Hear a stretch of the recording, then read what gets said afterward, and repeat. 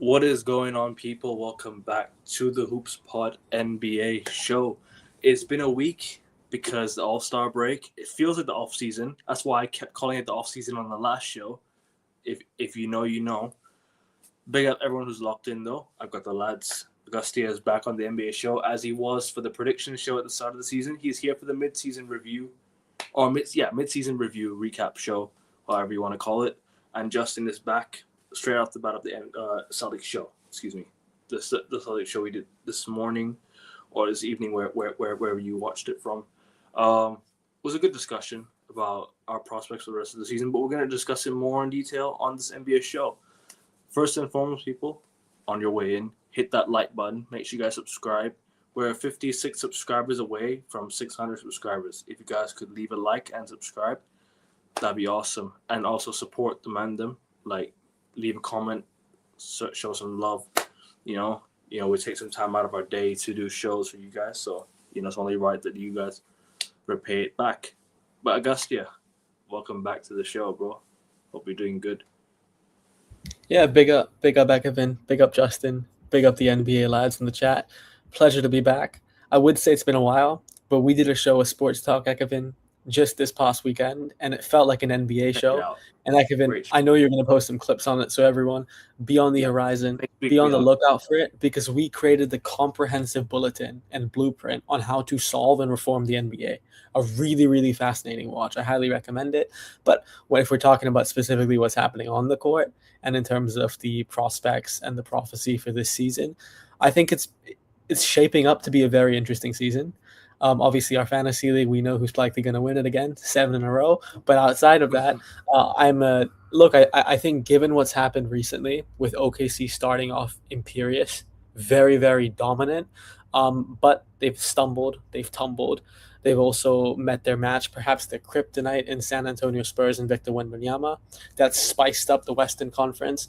Obviously, with Nikola Jokic coming back from injury as well and Jamal Murray playing to his apex. Denver, also a contender. You can't write off Houston. I know they were both of your pick heading into the season. Houston are also up there. So it's definitely going to be a very, very fun and climactic end to the Western Conference, as it always is, a bloodbath. But this time, I think the bigger takeaway is the Eastern Conference. Because you have a Detroit Pistons team with JB Bickerstaff, super, super nitty-gritty, super, super intense. They have been leading the pack. But then there's your Boston Celtics. And I'm not the Boston Celtics fan here. So when I say it, not that, of course, when you guys say it, you guys know your team more than almost anyone does. But I'm coming from the outsider perspective. I don't have the sentiment. The fact that you're competing without Jason Tatum, and Tatum is expected to come back within a few weeks or months, at least before the end of the season, yeah. I think you guys, with Tatum fit, you are favorites to make it out of the East, but the Cavs haven't looked, on paper, stronger than this since LeBron James. You can't write out the Knickerbockers as well. And I'm going to throw in a random one. Really, if Giannis's game is locked in and the Bucks stay healthy, you also can't write them off. So whatever it is, it will be a very interesting end to the season, and I think there are going to be a lot of headlines either way. 100%. Good intro there, Augustia. Big up Justin as well. Big up to you, bro. Hope you're doing good. Obviously, last night, Eastern Standard Time wise, we did the Celtics show. But we're gonna discuss more of that in detail. But hope you're doing good today, bro. Hope you're doing much better than yesterday. Yeah, Augustia said everything that need to be said. Sorry about that. No, you're good. Hey, like I said, you said everything that need to be said. But last night, Akaver and I went into deep conversation about why we think Jason Tatum should not come back this season, because the way that Kyrie Irving injured himself 2 months before Jason Tatum, and look at him, he's already out for the season. And DeMontis Sabonis is out for the season, and Zach LaVine's out for the season, and we got most players out for the season. So if I'm Jason Tatum and I'm not 100%, I don't think Jason Tatum should be back until next season. Obviously, different circumstances for different teams. Like different teams will have different standards for the season, different aims and different goals for the rest of the year going forward. But we'll get to that in detail. I think we'll start off with All All-Star recap. Obviously, the All-Star games just commenced. It was Team USA, the Stripes team that won it. The Young Bucks won it. Obviously, you had Devin Booker, you had Tyrese Maxey, you had Anthony Edwards, who was the All-Star MVP.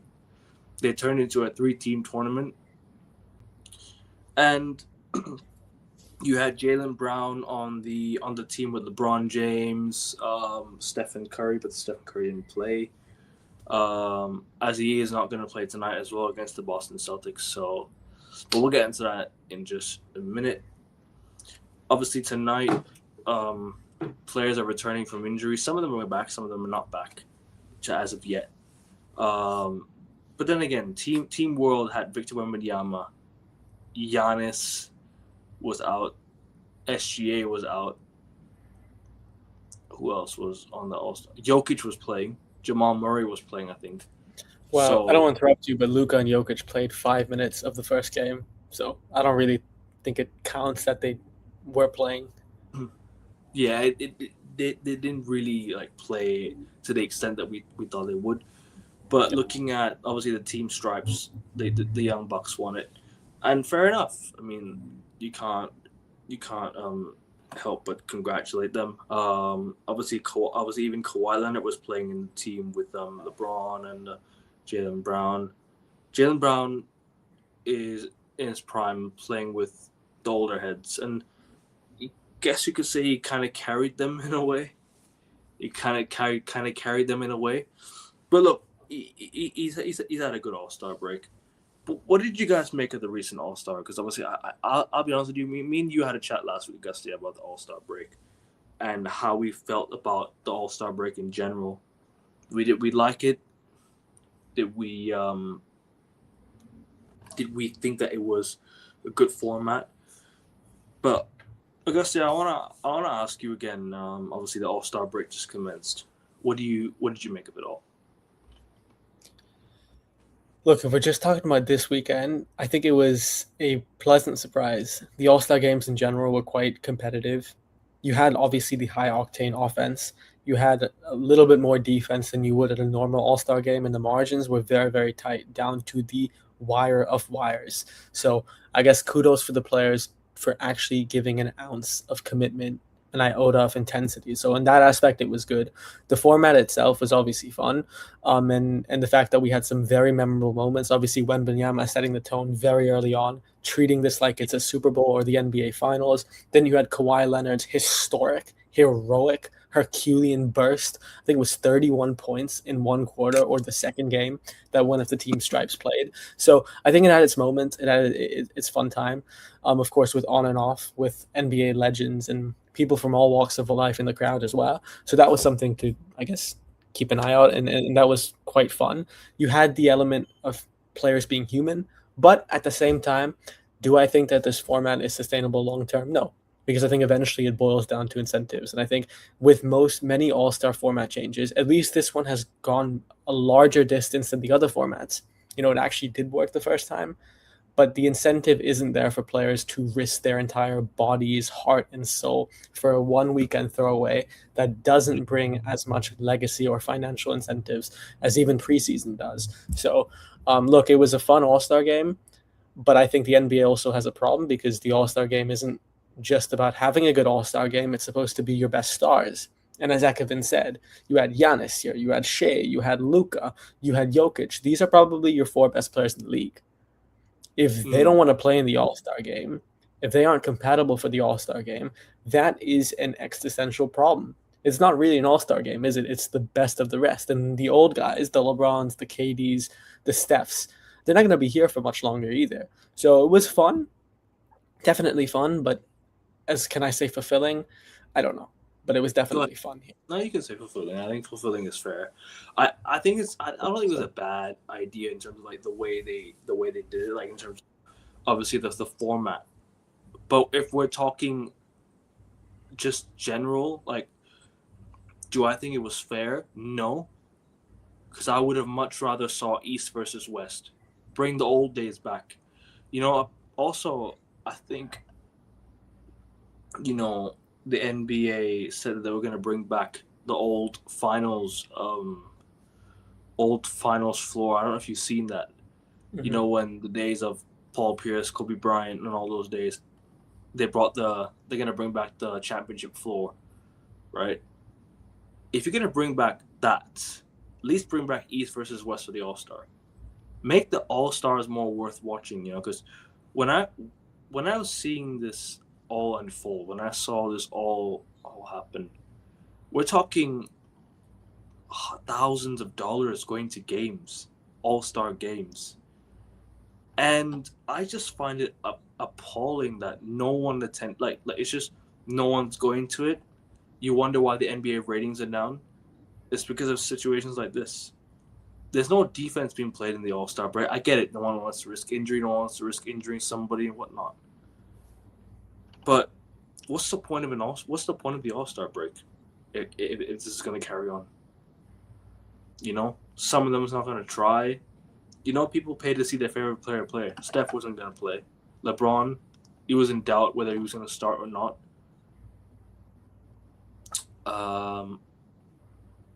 SGA didn't play.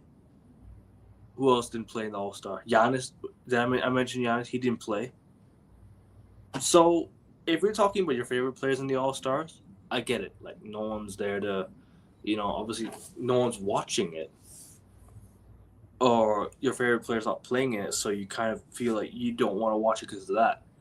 But there should be a reason why NBA is more worth watching. All-Star break, at least, more worth watching. If you're talking about dunk contests, bro, we had Mac McClung win it 3 years in a row. Mac McClung, like, no disrespect to Mac McClung, right? Sure, great dunk champion. But people pay to see LeBron James dunk. People pay to see players like Giannis dunk. Superstars in the dunk contest. We don't see that no more. Make it like a LeBron versus Mac McClung or something. That would be entertaining. Like how we had Steph versus Sabrina for the 3-point shooting. That was fun. That was actually fun. Like, two really good 3-point shooters compete against each other. That was good fun. I appreciate that. If we're just talking about, if we're just talking dunk contest skills, no one wants to watch that. Your favorite players, the big name players, are not participating in it. People paid a lot of money to go see their favorite players play. LeBron James, Curry, Giannis, Wemby, Luka. Tatum's not there this year. A lot of Celtics fans aren't there. Jaylen Brown's been playing. He's been hooping, so I guess fair enough. But if we're talking like these guys, these top names that I mentioned, Kyrie's also not there. People love Kyrie, People want to pay to see these other players play. Remember when, why Kobe still got selected for All-Star break? People loved Kobe Bryant. It wasn't because of his quality. It's because of people pay to watch him. There's a lot of Lakers fans out there that love Kobe. There's a lot of NBA fans out there that loved Kobe. I still do to this day. And if you're gonna name someone, if you're gonna name an All-Star trophy after a guy who gave it all to the game, that's just beyond disrespectful because no one's playing to the level he did in the All-Star games. Kobe gave a fuck. MJ gave a fuck. Now we're talking about superstars that just going dunk. We're watching Karl-Anthony Towns dunk wide open. Wide open dunks, easy layups, no defense being played. What's the whole point of an All-Star break then? What is really the whole point of an All-Star break? I'm just gonna leave it there. I'm gonna let Justin continue the because I've had my say on this, and I'll be honest with you, bro. There's a reason I don't watch All-Star breaks anymore. I just watch the highlights. I'm not gonna say much about it. I didn't watch it. I mean, I watched All-Star Saturday night. I'm gonna say this: the dunk contest, boring as fuck. Same. I don't even bother checking. Who won that even, by the way, this year? I didn't even check. Miami Heat player. Okay. Damian Lillard in the 3-point contest. I I enjoyed watching him. He didn't. Okay. He didn't. Alright, He didn't. Damian He didn't do. He didn't tear his Achilles again, which is great. Damian Lillard win. I agree with that. Mm. The All-Star game. The All-Star game in general. I didn't. Like I said, I didn't watch it. But I agree with everything that you said, Akevin. So I don't got really much to say about that. Okay. Yeah, I can make sure to clip that because that was very passionate and precise. No, I will do. I will do for sure. I will do for sure, 100%. Just I'll make sure I'll keep the timestamps up there. But All-Star break, look, Adam Silver, do us a favor, man. Just scrap it. Or make things more interesting and take it to a location that, NBA stars will treat as like a holiday. Like a holiday during the daytime, at nighttime, you're hooping. You're out there hooping. For example, the Bahamas or Hawaii. You're out there hooping. Like how remember we had the NBA bubble. We had was it Florida? Was it Orlando? Disney Park, bro. Take these players out there. Places where players would love to go and have a good time. It's a time where you NBA players just take a moment to stop the season and be like, all right, we're gonna go and enjoy together. But at night, it's time to hoop. We gotta take it seriously. Start nicking some money off some players who are not taking it seriously. Yeah. Okay, can I jump in on that? Of course, please. Because please do. I see the logic behind that, and it does make sense, right? The NBA All-Star Game was a hallmark of culture. It was literally the talking point for so many NBA seasons. Look at the way MJ and Kobe treated it, as you alluded to, Akevin. But today it's become the place for vacation. So the solution to it being a vacation is take it to a vacation spot, right? And that actually, Akevin, that ironically makes sense. I think the only problem with that is I think if you take it to a vacation spot and with players focusing on the championship and sponsorship deals and all that stuff that happens outside the All-Star game now, before, after, and during the postseason, I just think if they go to a vacation, they'll go on full Pitbull mode. They take the hotel and on steroids. They're going to be partying 24/7. It will be even more of a charity game, a game more of friendliness rather than ferocity. So I like the idea. I just think you can do that. You can take it to a place like the Bahamas or to Puerto Rico or wherever you want to go to with a crazy intensity, with a stunning atmosphere, European-like atmosphere. But as long as the players don't have the incentive to do it, I don't think they're going to perform. If anything, they'll just go more nuts. So I think if you just increase the bag, I know we talk about charity and there's a way to balance it out, I'm sure.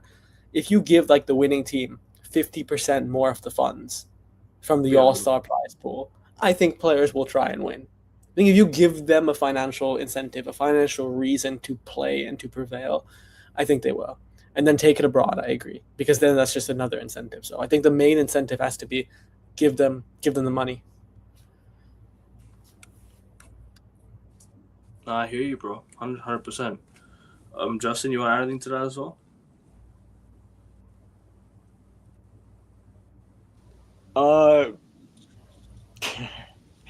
Not really, except that we need Jason Tatum to be in this All-Star game next year. Oh, like hopefully. That. Touch wood. I have a wooden closet right next to me. Touch wood. I mean, touch wood. We gotta hope he comes back healthy and fit, man. For real, big time. Gotta hope because, at the end of the day, I'm just upset. Like how things went. He was balling out, having a really good game, and then just all of a sudden last year in the playoffs, his leg just snapped, and that was the end of him. And for at least up until maybe potentially this month, who knows? March 1st, they're preparing NBC documents for Jason, documentaries for Jason Tatum. Preparing, they're changing the Sixers Celtics time to 8 p.m. I don't know. We'll see. Hopefully, he does come back. If he doesn't come back, I understand it as well. But obviously, Kyrie shut down for the rest of the season. Good decision, do you think? Good decision. Obviously, even who else shut down for the rest of the season? Was it Trae Young that shut down for the rest of the season? I think. Justin, you mentioned Zach LaVine, and Kyrie. 3 players So I'm expecting a Jason Tatum announcement in the coming week, or maybe even like a few days. I don't know. We'll see. Because the deadline for signing a, how do you say it? We already signed two players. We signed Delano Banton back. We brought back. Who else? Who else we bring back? I don't remember his name. But I remember we signed Delano Banton on a 10-day contract. We brought him back. He was in our championship roster in 2024. He was there, but he just didn't partake in most of the games. That's all. But anyways, Augustus, sorry, continue. Oh, no, I wasn't saying anything. But if you were asking about Kyrie Irving, then yeah, I think it's circumstantial. I think one of the reasons injuries have increased is because the intensity of the games have adopted more of a European style of play. So it is far more precise. It is far more, the tempo is just higher. So the frequency of injuries would logically increase. So that's one factor. Secondly, I think the other factor is with the rate of injuries increasing, it's also about circumstances. What are your objectives? What are your priorities for the season? So, like if you're the Dallas Mavericks, you're in a lottery spot at the moment, and I'm sure they have a pick. So for them, what is the risk reward? The incentive is if you lose, you get a lottery spot. Is that more likely than if Kyrie Irving comes back and then you go on to win the championship? Well, absolutely. So why would you risk Kyrie coming back for a few months? Maybe you ease him in. That's the only way he comes back. And then you also get more revenue from stadium sales, from ticket sales. But no, that makes no sense. So Kyrie Irving being shut down makes sense. Same with Sabonis and Zach LaVine. Zach LaVine, can I add, if there was an award for most disappointing player, it would be him by some distance. And then this is no shade on the guy personally. He may be the nicest guy and I have nothing against him. He definitely has the ability in him. You can only be a disappointment if you had expectation about you. So he is one of the 0.111% of people on the whole world of basketball player, no doubt. But my goodness, he has been, if we're talking fantasy, he's putting up waiver wire stats. If we're talking NBA, he is super inefficient, struggling to gel in that crazily dysfunctional Sacramento side. So Zach LaVine, Sabonis also being shut down makes sense. The Kings are trying to tank for the first pick. But Jason Tatum, I'd love to hear your guys' thoughts. I don't know if this is the right place or show for it. I would assume it is. Again, you know the nuts and bolts of his condition and your season. But I'm looking at it from an outside perspective. You're around 4 games behind the number 1 seed Detroit Pistons. You have lost your best player. And you are still probably in the playoffs, a contender, if not the contender in the East. You bring Jason Tatum in a stacked Eastern Conference, by the way, something that is growing to be more stacked than ever. You guys are probably heavy favorites. So my question to you is, why would we sit Jason Tatum if we know we can win the championship this year? And also given the fact that OKC and the Spurs are only going to get better going forward, so the path just gets tougher for the Celtics. That's my question. The only reason it's a good question. The only reason me and Justin have been saying that he could potentially sit out the rest of the season is because if it's still a risk that he might not be able to come back, like it's still a risk. Like we're bringing him back now this season. He was told that he was going to miss the entire season, or at least the media was telling us that he was going to miss the rest of the season, right? I just hope that he comes back with precaution and he's cleared fully if he does come back. If he doesn't come back, I understand his decision. I think it's up to Jason Tatum now. I think the doctors have now said, all right, you're pretty much 9 months into your recovery. Even Jason Tatum himself said, I still haven't made a decision. Joe Mazzulla said whenever he's ready. And look, I'll say this.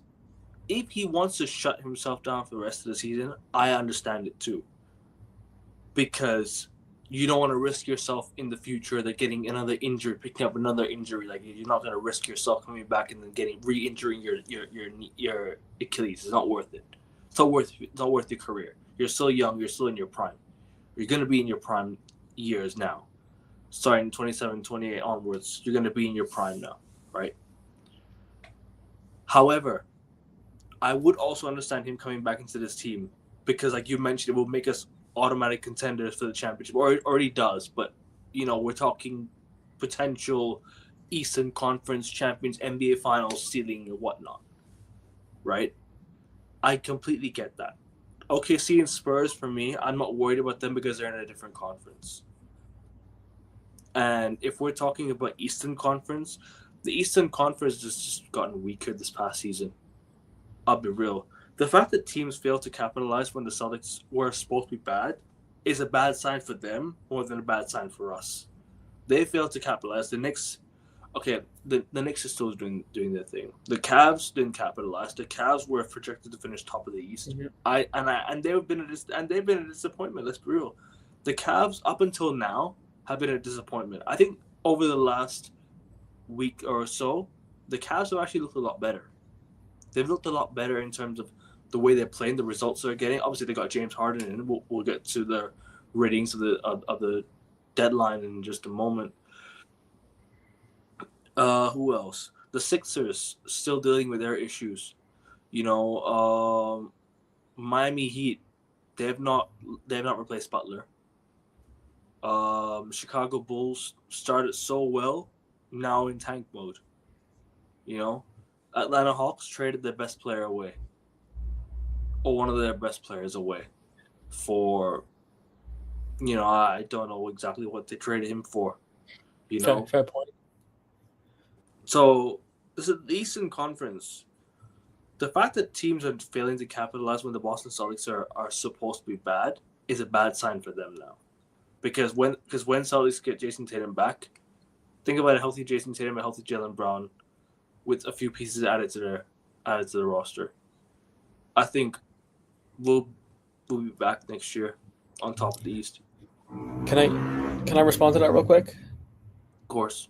Because I completely hear that and I respect everything you said here. It actually does make a lot of sense. But that's exactly why I would double down and say that's the reason if Tatum is fit. Of course, if he is fit, not coming back 70%, if he's like 95% healthy, I would say deploy him.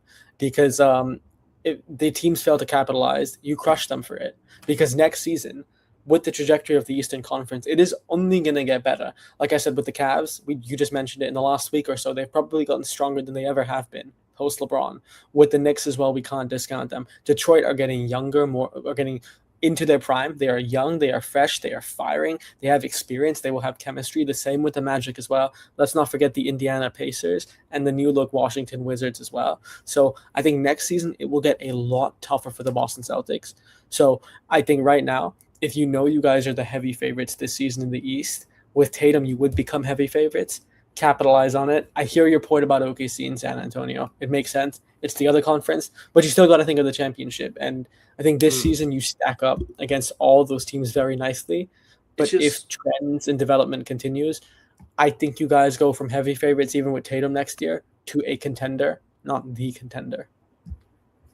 The only problem is, like I said, I don't want to bring him back when he's not fully healthy. Sure.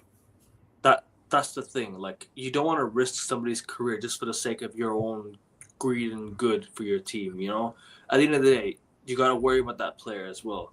Sometimes I might say, obviously, no player is bigger than any franchise. We're talking basketball here. No player is bigger than any franchise. As for Jason Tatum's sake, this sole purpose alone, we have to take care of his Achilles for real, because Achilles injuries can be deadly. They can be career-ending injuries, and you don't want to have reoccurring injuries going forward. So you have to take care. You have to. I want to add something, and Aikman, I don't mean to cut you off. No, Justin, please, bro, don't apologize. Go on, bro, please.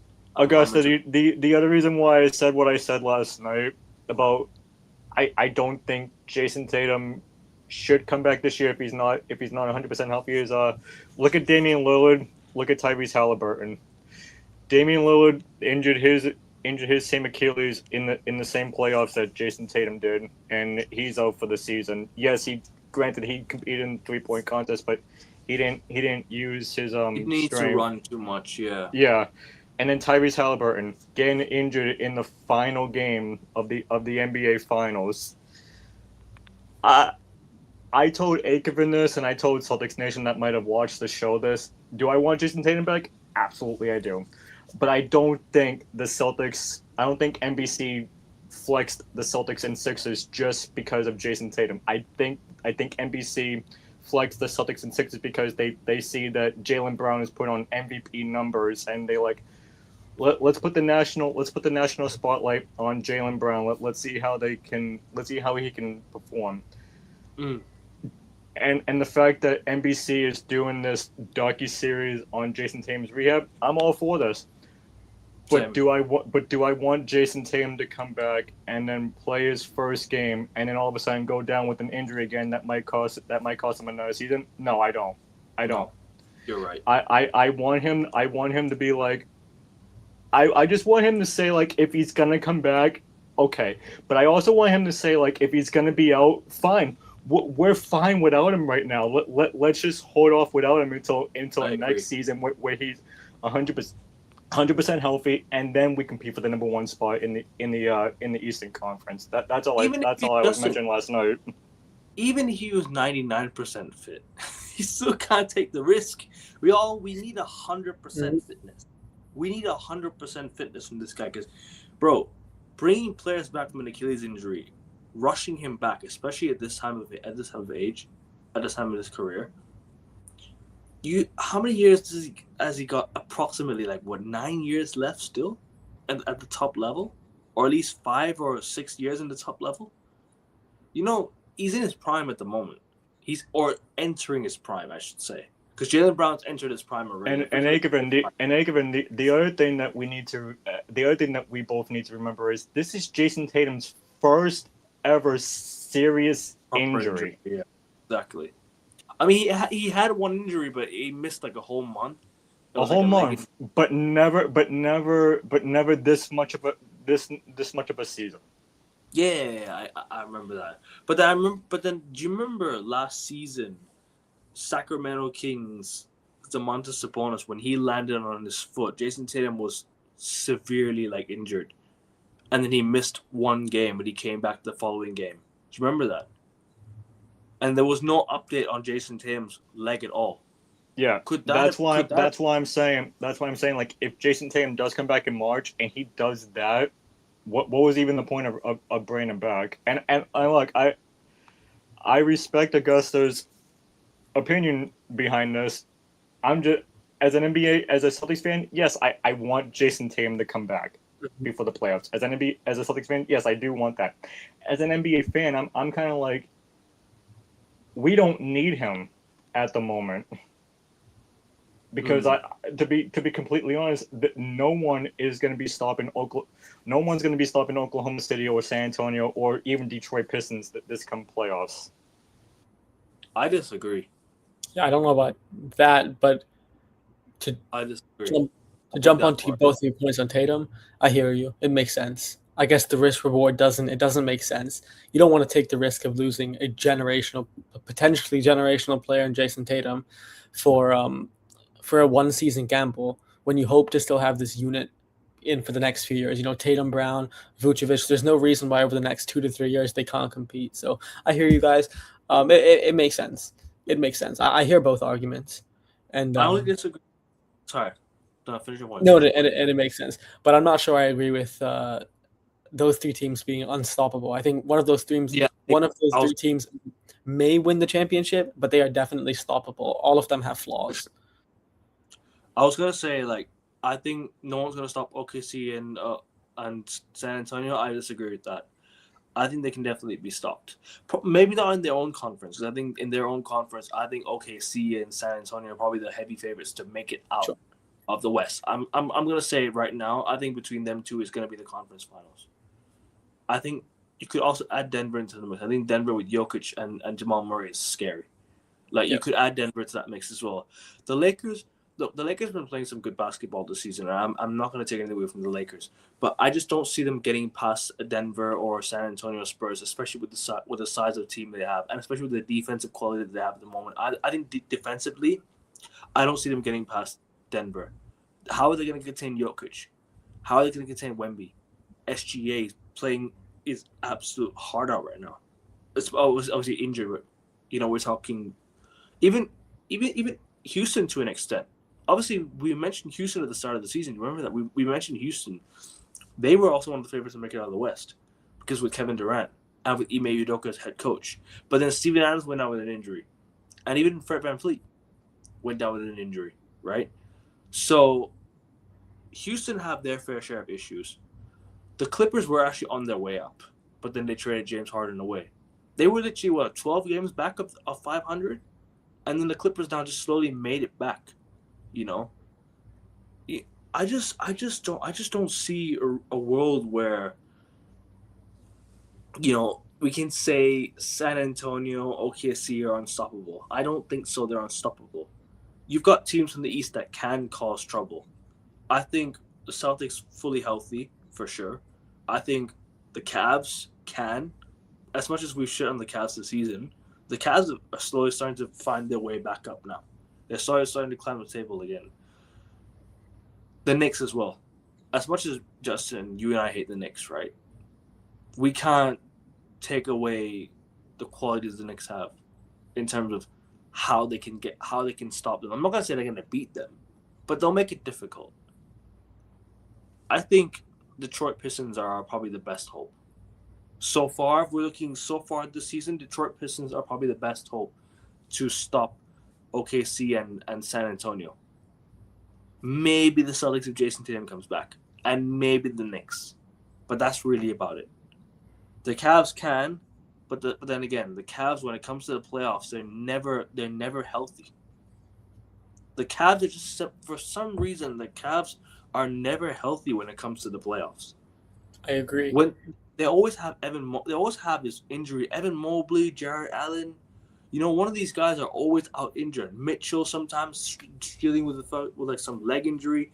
This is what I'm trying to say. Like the Cleveland Cavaliers, they're so inconsistent in the postseason. Last season, me and I'm sure we all said Celtics Cavs conference finals last year, based on how we saw it. Both teams just didn't make it past the semifinals last year. Celtics just choked 2 20-point leads. I'm not going to mention injuries on here, but the Cavs had injuries too. And I'm not discrediting Indiana, but they got past Milwaukee with Giannis being out for a crucial for one of the games, I think. Mm-hmm. And they were lucky that Damian Lillard. No, I would say lucky. No, I can't say lucky. But then Damian Lillard was out with an injury. Dame was out with an injury. The Pacers were fully healthy, right? The Pacers have a good young team. We'll be interested to see what they do next year, because they got some good pieces next season going into next season, especially with the potential draft pick. You know, with Tyrese coming back as well next season. You know, so the Pacers have a good future as well as the Celtics do, and as well as some other teams do as well, right? So yeah, no. Back to the point. I don't think OKC and Spurs are unstoppable.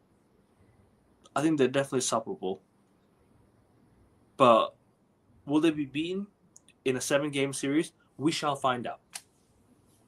But they're definitely stoppable. That's all I can say about that. They're definitely stoppable for sure.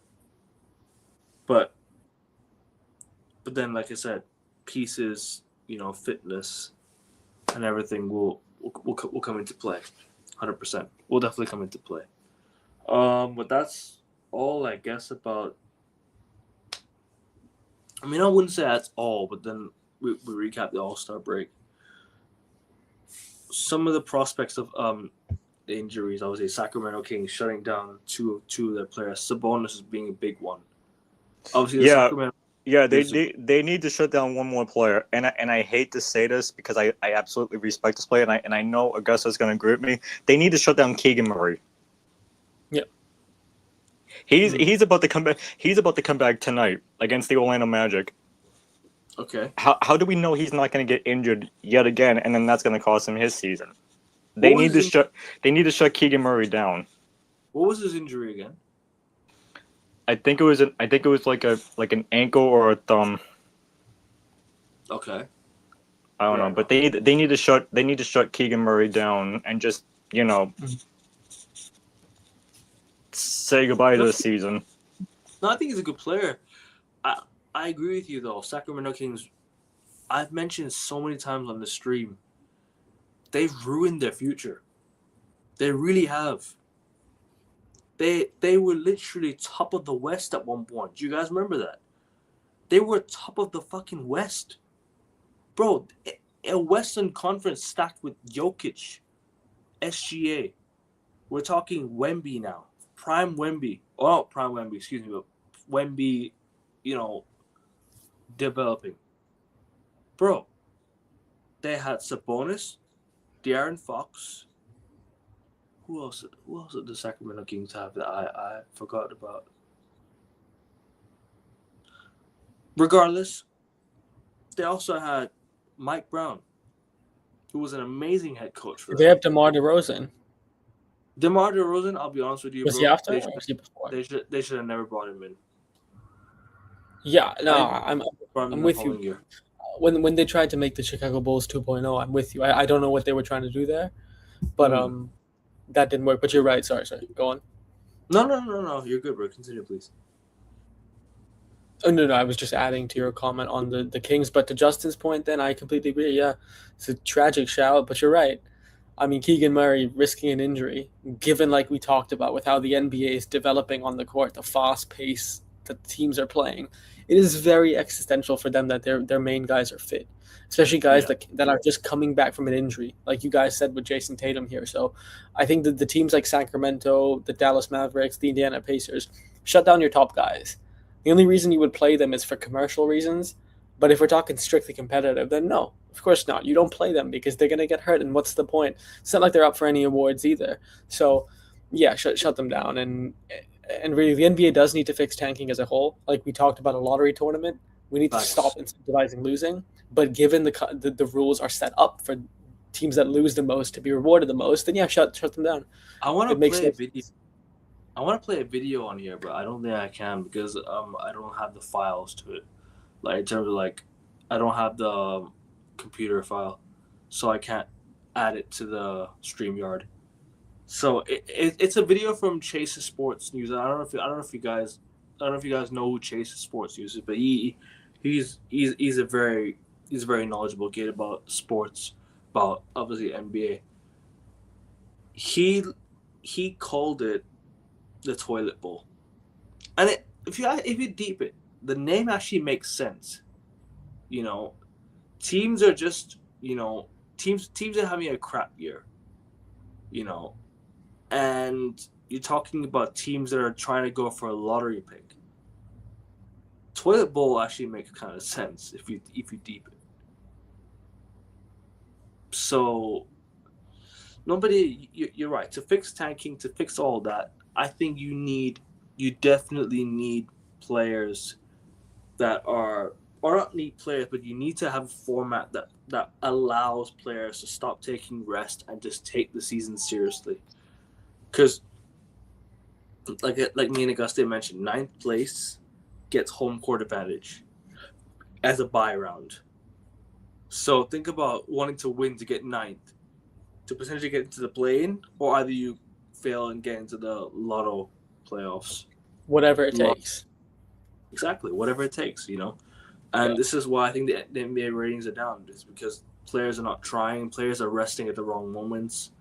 You got players ducking games because of apparent injury. I don't know, but things will get interesting for sure because we don't know how things will pan out come next season or the season after that. It's just a proposal at the moment. Hopefully they do come up with something for the lottery tournament teams because I think it helps. With the NBA going forward. It helps the teams to take games more seriously. It helps teams stop tanking, stop losing on purpose. It makes things more competitive. Because think about it, Augustia. Every time our teams play the Wizards, or every time our team plays, for example, New Orleans Pelicans or one of that, it's always like a free hit. Yeah. In football we call it free hit, right? It's like, all right, that's the W for us. It's playing fodder. Yeah, exactly. We'll mark it on the calendar W. Why? It's because these teams don't take their game seriously. They're always trying to tank, or they're always just trying to lose games on purpose. I mean, Or look they're at the Utah Jazz. Utah Jazz this season are literally they're winning games heading Most into the fourth example. quarter. They are winning games, but they are resting guys like Marketing here because they just don't want to win the game, which is just nuts. I don't know how this can possibly go on and still expect to have a regular season that's relevant. But sorry, just have to interject with that. You're right. 100% correct. The Utah Jazz is actually the best example that you give. The Utah Jazz are just such a good side, talent-wise. If you look at it on paper, I know basketball's not played on paper. Talent-wise, bro, just look at that starting five. Look at that starting five now. Larry Markkinen, Walker Kessler, Keontae George. You can't say Jaren Jackson Jr. because he's out for the season. Jaren Jackson Jr. No, but even then, like forget injuries. Like look at it on paper. If they're fully healthy, then Yeah. Exactly. Yeah. Jaren Jr. And who else is there? Svi Mihailuk? Is that gonna be there? Sorry, Kyle Flipowski. maybe him. It's a good team. Bro. It's a good team. Add a potential draft pick to their starting five. The Utah Jazz are trying to build something, you know? But this is where I look at it and be like, stop tanking and just try and compete. This is why I don't like the idea of tanking. I don't like the idea of losing games on purpose. And the Celtics are just a perfect example of that as well. A lot of Celtics fans are saying, nah, let's not tank. Let's not lose games on purpose. No, we need a first-round pick. We own our first-round pick this year. We might as well tank for a lottery pick. And I just question, like, bro, you have championship DNA players already there. You already have championship DNA players there, the players that were there throughout the championship run. Pritchard, Hauser, Jaylen Brown, Derek White. Who else? I go on and on and on. Jason Tatum, but obviously he's not playing this season. Yeah. But if we're talking players who are currently playing, like, we have championship DNA players. Cool, expectations might be a bit lower than the usual. 100% agree. My prediction at the start of the season was 47-32 for the 35 for the Celtics. 47-35 for the Celtics. We're second in the East with a record of 35-19. 35-19. You know, we're 16 games above 500. So we're exceeding expectations as we go. We're just currently exceeding expectations as we go. You know? This is what I'm saying. Why do you have to lose games just to get a draft pick? It just never makes sense. Throwing away a whole season just because you're worried about a guy who's out injured rather than trying to compete. This is exactly the example. This is exactly the thing I raise. I just don't enjoy it. Don't enjoy losing on purpose. I really don't. I don't see the reason behind it. I don't see the purpose of it as well. It's just not good, you know. At least try and win for, you know, like the lottery tournament. If you gotta win games to get to the playoffs, try and win the lottery tournament. Maybe get your first round. Maybe get your first round pick there. You know. So yeah, like I said, it is what it is. That's just my thoughts on all that. I don't know if you guys don't have any more. I think the best example that we can give is the 2019 Golden State Warriors. When they lost Klay Thompson to an ACL and they lost Kevin Durant. To an Achilles. Yep. Yeah. And they still had the best players on that roster: Stephen Curry, Draymond Green. I forget who else, but those two right there, to make up a team, and then you still have Steve Kerr. Championship winning coach. Yeah, and then you tank for the next 2 years just to get a better draft pick, and then all of a sudden you win a championship in 2022 against the Celtics, nonetheless. But yeah, I don't know. I don't think neither of those teams that are tanking are going to be exactly what the 2019 Warriors were. No, maybe because they lost 3 of their best players. Let's just be real. Kevin Durant left to Brooklyn. Klay Thompson out with an injury. Curry was out with an injury. Mm-hmm. He got injured as well. I think Curry also got Achilles injury. I think Curry also got the Achilles injury, right? So this is what I'm trying to say. Like you follow your team. You follow the front office because they're the ones who decide what happens in the season. Tanking for me is not an option going into a season. I never look at tanking. I look at stature of a franchise. We're the Boston Celtics, most storied franchise in NBA history. You know, you're talking like losing games on purpose just to get a draft pick. What if that draft pick ends up becoming a bust? You've just wasted a whole season losing games on purpose just to get a guy you fucking lost your hopes on, or you wasted in terms of talent wise. You know, you drafted a guy you brought up because you lost games to get him. Does it make sense? Losing games to get a guy that's not good enough, or at least not good enough for the first half of it, and then later on in his career, he gets better. You know. But I don't know what you guys think, man, because I'm like, I just don't have any. I just don't have any, like, anything else to say. Just give me my thoughts on all that. Yeah, I agree with you. I just think it doesn't make sense. It doesn't make sense why you're incentivizing and monetizing losing. That to me just sounds so counterproductive to the DNA of every single sport. The whole reason a sport exists is, of course, for unity, but also for victory. So to incentivize those two things is just destroying the entire competitiveness of the sport. And of course, it would eventually degrade the product to the point your regular season is unwatchable. So that makes no sense. And I mean, it just creates a collision course, right? The top teams are trying to win. The bottom teams are trying to lose. What is the point in even watching?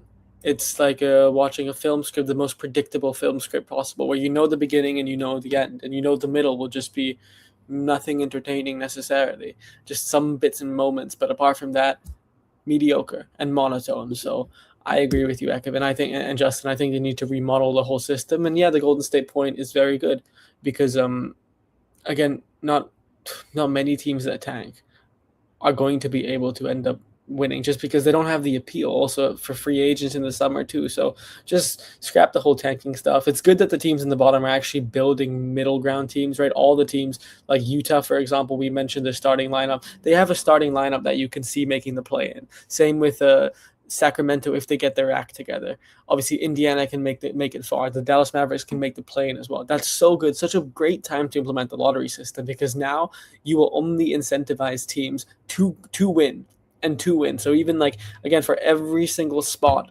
every single one of the 32 teams set to be in the NBA, winning is the old aim. And it basically creates a safety net as well. So look, I think a lottery tournament, if you can figure out the logistics with pick swaps, would make a lot of sense. And otherwise, the regular season is already 82 games in general. I'll just throw it out there. 82 games is insanely long. Scrap back-to-backs. I don't think you need back-to-backs. I think back-to-backs are also destroying the sport given the pace of the game. I mean, give it a 66 or 72 game season, then a lottery tournament after the season, the same time as the play-in, then the playoffs. Simple. You can have the same length of a season, just a longer preseason tour around the world. A quarter of the league in Asia, a quarter of the league in a different continent. I just think this makes a lot more sense commercially and competitively, but I don't know. We'll see what Adam Silver does.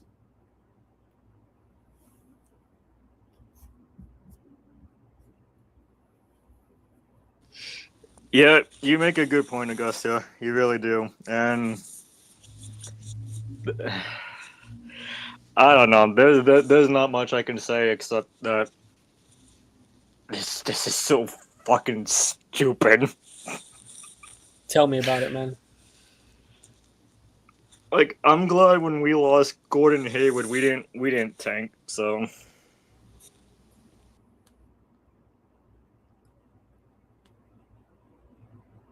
Well, I'm with you, and the Celtics are a massive blessing in disguise. I'm glad that you are still harnessing and personifying your DNA. I think it's so important that you guys are still. I mean, granted, we had a rebuild once we trade away Paul Pierce and Kevin Garnett to the Brooklyn Nets, but look what that got us. That got us Marcus Smart, Jason Tatum, and Jaylen Brown. So, yeah, I don't know. The NBA is so stupid. I don't know, and it's the same way with Major League Baseball. Like what's even the point of doing? And I know most people don't watch Major League Baseball, but you have the Dodgers that win every single year, and then you have the Baltimore Orioles who want to tank every single year just for a high pick. Like it's kind of like the New York Jets, along with the like being the worst team in the NFL, and then you got the Kansas City Chiefs being the best team in the NFL. Like, what's even the point of that? Yeah, I agree. I wholeheartedly agree. I just think the NBA needs to fix their priorities. Their objectives are just, again, they're not creating the best seasons, and they're creating very predictable, very stale, and very repetitive regular season, and it's really taking away from the product itself. So I think the NBA needs to do something to keep the season alive for most fans after the first few weeks, because after the buzz of the first few weeks, most fans check out. Even Christmas games are becoming unappetizing. I mean, because they're one of the few sports that are still on and mainstream and on all the major broadcasting networks. Really, the preseason game, the Christmas games, can you guys really remember a classic, like a proper classic Christmas game to the level of Golden State and Cleveland in 2016? No, there are few, far, and very little in between. So, yeah, the NBA needs a complete structural overhaul, and they're going to have a lot of problems when the old heads leave as well, because their next batch of superstars Yeah, are the current. big time, especially the ratings will go down, especially when you look at like I mentioned at the start of the show, Curry, LeBron, Giannis, like the older heads, people pay to watch these guys, right? When they leave, where the ratings gonna go? Which team will make the most revenue out of who watches the NBA, right? We're talking players that have left a legacy in the NBA here, not just current day success. We're talking about players who left a legacy, players who have been idolized by so many. How do people Kobe left? Yeah, but Kevin, I don't want to just interrupt you, but it's not just legacy and legend. It's also culture. They were culture, like a name like Allen Iverson or even Kyrie Irving. Not necessarily the best players on their team in their generation. Sorry, Allen Iverson absolutely was the best player on his team, but not necessarily the best players of all time. But they embedded with the culture, and their legend was not just on the court, off the court. You look at the guys today. You look at the guys like I love Luka. I know Luka sells shirts, but Luka, Jokic, and even in SGA, for example, maybe even Wemby soon.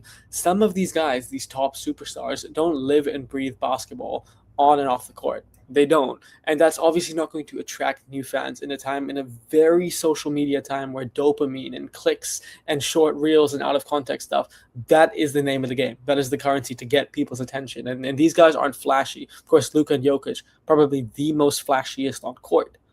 But if you're not really marketing that outside of the court, that's going to be a problem for the ratings of the sport. So, F1. The NBA has a problem on its hands.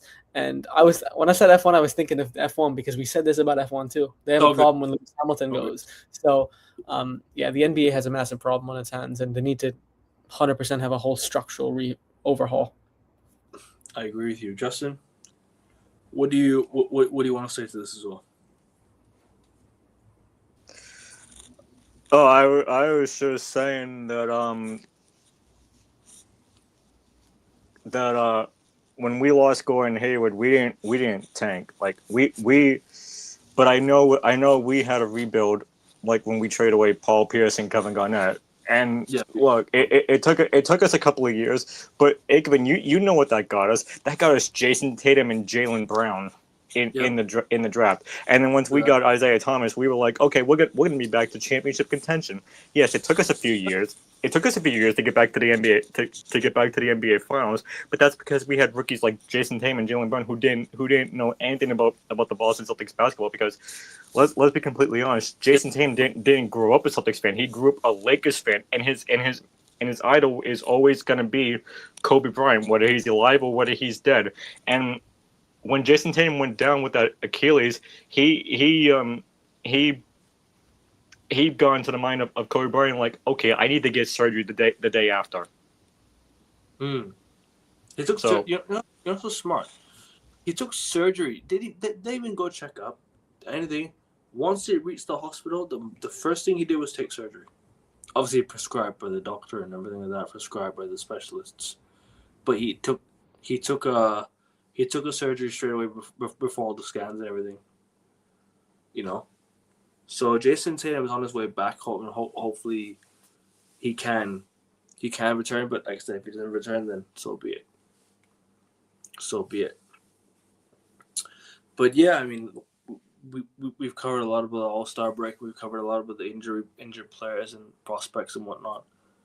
I think let's get to deadline recap real quick. Obviously, like the standout trades, Nikola Vucevic to Boston. Who else? James Harden to the Cavs. Ivica Zubac to the Indiana Pacers. Which other trade am I missing out? Like we can discuss real quick. Which other trade, like the most standout trade that you can look at? The Dallas Mavericks trading Luka Doncic for Chris Middleton. Not because Luka that's Doncic. that is exactly what they did. Basically what happened in terms of like last year, because AD barely even played a game. Bro, you know what's so funny? Me and Justin were literally on a live show last year, right? I kid you not. One of the guys brought up an article saying Anthony Davis was demoted to the G League. That is how bad the trade got. The Lakers absolutely finessed. Actually, I lied. They didn't even finesse. They got handed their future on a silver platter. They got handed their future on a silver. And this is not me saying the Lakers. No credit to the Lakers. This is not credit, discredit. All right, bro. You've been given your future on a silver platter.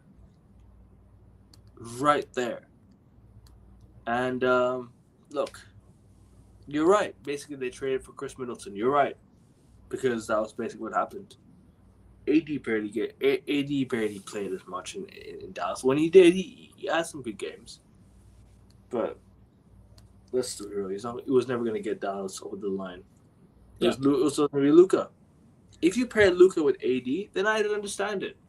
But you're pairing Luka with, you're trading him away, which is a dumb trade by the Dallas Mavericks. But yeah, I mean, obviously deadline. Sorry, you want to say something?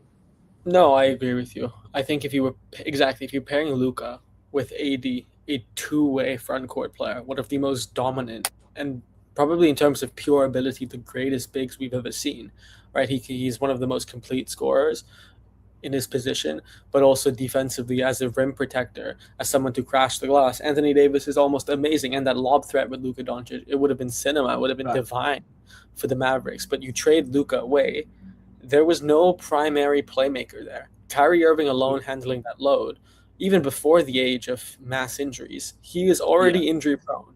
So Kyrie Irving alone could not do that load. If Luka really couldn't take that team to a championship, Kyrie Irving wasn't going to do it. So no disrespect to Kyrie, one of the most, if not the most talented ball handler ever and player. So I think the trade didn't make sense, and didn't stay fit, and it was just a complete recipe for catastrophe. But for Anthony Davis, Washington should be a far better place for him. I mean, they're looking like they're building a great team. If they stay fit, that's the big if. If they can get on a court, like the Cleveland Cavaliers, I think their biggest problem isn't their opponent. It's actually themselves. Can they stay healthy? I mean, Trae Young, Keyshawn George, Alex Sarr, Anthony Davis, just a couple guys that are already there. Guys, they can definitely cause some problems in the Eastern Conference. The same with the Cavaliers with the Harden trade as well. Fair enough. Shall we get to the deadline? The rest of the deadline? Obviously, there were some other standout trades. Vucevic to Boston. There was James Harden to the Cavs. Ivica Zubac to the Indiana Pacers. What a pickup for the Indiana Pacers, man. Can I just say? What a pickup for the Indiana Pacers. Like, what a trade for the Pacers. Like, the fact that the Pacers literally finessed the Clippers with Ivica Zubac. The Clippers did not go back into rebuild mode again. they're back into rebuild mode again. Because Kawhi could be on his way out in a year and a half potentially. James Harden's now gone. So who's gonna pair it with Kawhi? Zubac is gone. You know, Darius Garland is he gonna partner up with Is he gonna be that guy? I don't see it. So really and truly, Dallas Clippers, you know, that's all I can really say, to be honest with you. Yeah. Unless someone else wants to add anything. Big up to Fossey in the chat. Big up to you, broski. Big up to you, bro. Legend. Back at you with that label, man. Also a goal. But yeah, I agree with you, Akevin. I'm sure, I don't know if Justin wants to add, but I agree with you. I just think this Dallas have completely discombobulated their team. The Clippers, I have no idea what they were doing. They built so much momentum, and with a championship-winning coach like Ty Lue as well, I don't know why they just destroyed that whole team. Especially, guys, the form Kawhi Leonard is in. For a second, shout out Kawhi Leonard. Because genuinely, if the Clippers were a team that was contending or at the top of the conference, you could make a case that he's the MVP this season. That's how dominant he has been. I mean, he's already one of the greatest two-way players ever. One of the best scorers ever. When he's hot, you can't stop him. I mean, he made a LeBron when he was 22 years of age. Prime LeBron tremble in fear in the finals. Then he won it with Toronto, ending the Golden State dynasty as well. So Kawhi Leonard, as a player at the peak of his powers, is maybe even a top 10 player in terms of pure ability. But and I think many people would say is also someone has some attributes closest to Michael Jordan that we have seen since Michael Jordan. So I think that, just I don't know what the Clippers are doing. It's a shame. And Zubac going to the Pacers, I mean, him and Tyrese will be fun. That'll be a fun dynamic to watch. But shame for the Clippers, man. I don't know. It just reminds me of so many teams across sports. The moment when you get a new stadium, you're supposed to be competing in it, right? That's supposed to be the 1 and 2 combo. But like a Real Madrid, like a Tottenham Hotspur, when you get your new stadium, you don't capitalize on it. You seem to burn out. It's just a crazy parallel there. They leave it all because of a new stadium or a new arena that's being built. But obviously, just back to the Clippers trade real quick. The Clippers have no future right now.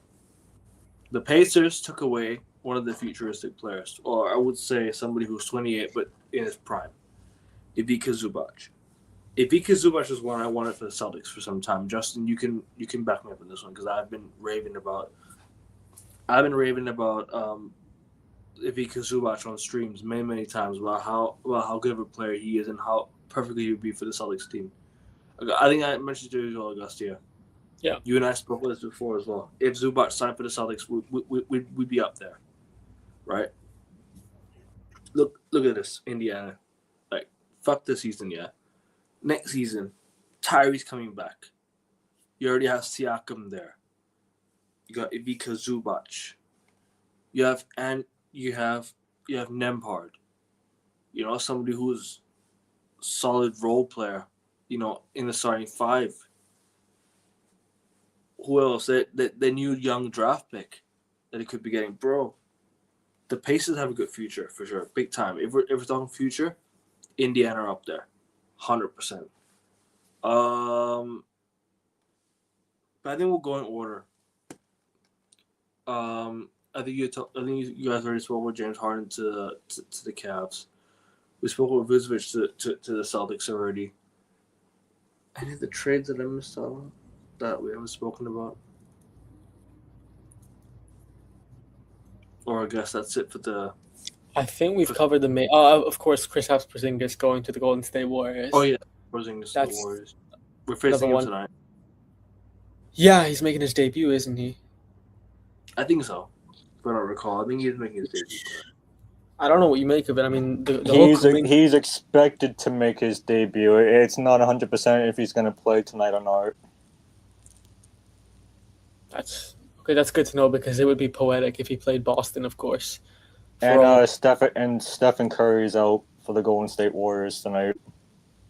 Mm-hmm. Yeah, look, I think with the Kristaps Porzingis trade, I don't know. I mean, the Warriors have an injury problem. They have had one with late Steph. Draymond Green's status is obviously very usually volatile. So bringing in Kristaps Porzingis, who cannot play more than 3 games before getting hurt, and those 3 games, by the way, is at the high end. I don't know. I mean, if he can get the whole team on the floor at the same time, they can of course complete. And Kristaps Porzingis is a guy that can get you buckets. He can go on a red hot form. I don't even want to talk about that 2024 NBA Finals as well. It gives me PTSD. Those initial games. So yeah, Kristaps can be great, but he's one of the most uncertain, unpredictable players there. And giving up Kuminga, someone who I understand there was friction behind closed doors. I understand there was a lack of alignment in terms of objectives. But Kuminga, given the potential, given the ability that he has shown, he can get you buckets. Give him an outsized role. He can definitely provide you more reliable output than the ceiling of Kristaps Porzingis. I'm not sure it was the right trade for Golden State, but maybe they just hit an impasse. So maybe Kristaps, if he plays, is not a bad deal. But I think the Golden State Warriors probably could have got a bit more out of the Kuminga deal.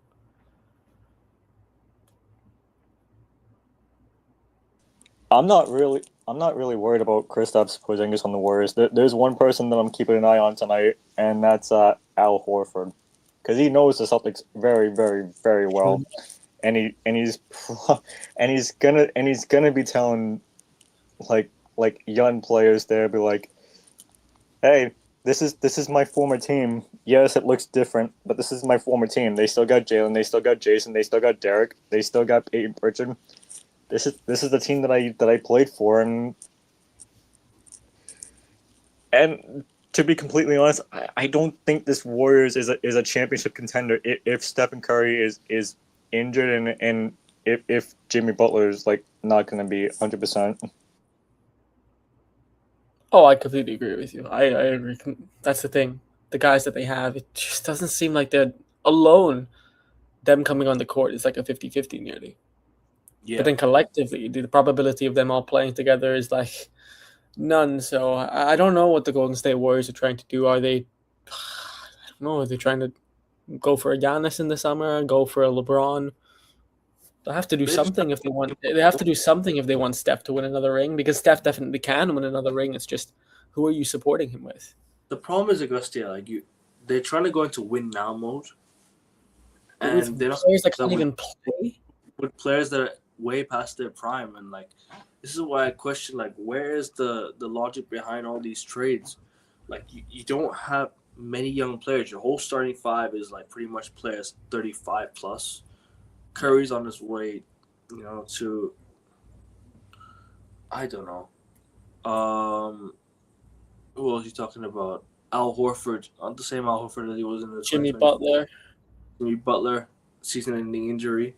Who else do you have there? It's poetic because the Jimmy Butler season-ending injury came against Miami. Mm. And you can even include Draymond Green in that factor. They could have traded him. I know you keep him for culture, but you could have gotten something out of him. He was willing to leave as well. Yeah. So I don't know what the Golden State were. I feel for Steph. I ache for him because he's still a very talented player. Yeah, he still is. Agreed. It's like, what can you do? Him and LeBron should team up. If you want two old guys, I do want to say this. Big shout out to Steph Curry and Dwayne Wade for starring in the new movie GOAT, which is out now. I haven't seen it yet, but I heard great things about it. Oh, they made a film about me. No, I'm just kidding.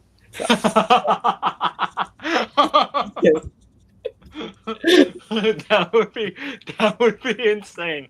But no, that was good comedic timing. Come on, give me the good like it. But yeah, no, Steph Curry, Dwayne Wade, and even Steph Curry's wife Alicia Curry is in that movie. So I hope it comes out to TV pretty soon, because I know it just came to theaters. But I'm looking forward to it, and I heard that Steph Curry plays a great character in that movie. So it's produced by him, isn't it? So hopefully it is a great film. Yep. Yes, it is. Yep. I guess one more trade. I think we spoke about Vucevic to the Celtics. Have we spoken about that one already? Or you want to just move on to grading each team? Hey, Kevin, you know my thoughts about this. I I think Vucevic has been great so far for the Celtics, but let's see how he plays against, The big sides. like Nikola Jokic coming up on Wednesday night. That would be a great game. Fully. I guess that's all I can really say about certain of the trades that are happening or happened. Smaller trades.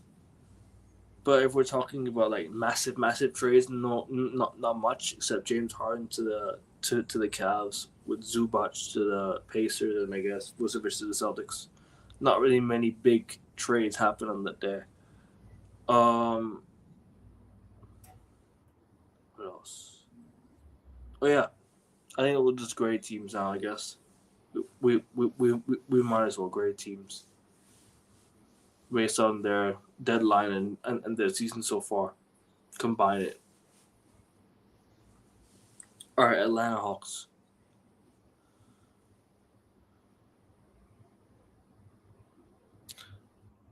Ooh, that's a. I'll just say I won't give them a grade because I haven't watched them enough. I'll just say, of course, not where you want to be, but Jalen Johnson, he has. E minus, D minus. Yeah, I'm gonna give him a D. Not even a Yeah, minus, just a D. yeah. I mean, I would give them something in that terrain, but to give them something positive about Trae Young, the Trae Young journey was not working out, so they had to get rid of him. They did get rid of him here, and also Jalen Johnson is a superstar. He is a bona fide superstar, and you've turned him into one of the best players in the league. So that's the positive they can take away. They can build around him. Quinn Snyder, man, doing a very good job with the Atlanta Hawks. Yeah. Just any other trades you want to discuss, like big trades, or should we just give ratings? Yeah, let's just go on the ratings. All right, I guess D for Atlanta. We all agree on that one. Celtics. We got our big man that we've been craving, talking about. Like I said last night, Akeven, I'm giving this team so far a B, a B minus B plus. The trade for Vucevic was A. Don't get me wrong, that was an A plus move. But the season being the number 2 seed without Jason Tatum, I'm gonna say like B minus B plus at the moment. Celtics. We all agree. In around. Me and Justin gave it a B plus last night on the Celtics show. I will. Okay, I'll give you guys an A. I'll give you guys A. I will give you guys an A. I know your objectives are always to win, but coming into the season, just based on what I heard you guys saying then versus now, you guys were quite pessimistic about it. I remember there was talk of not even making the playoffs in general. Of course, even talk of tanking.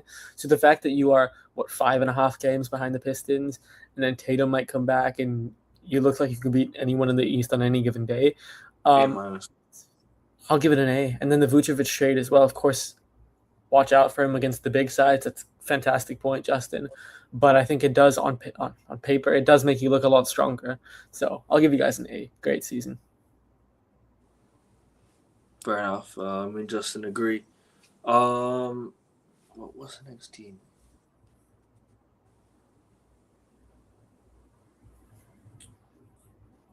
I don't know. We do what, alphabetical order? Yeah, we'll do alphabetical order. Actually, do you know what? Hold on. Let me just bring it up. Actually, we can just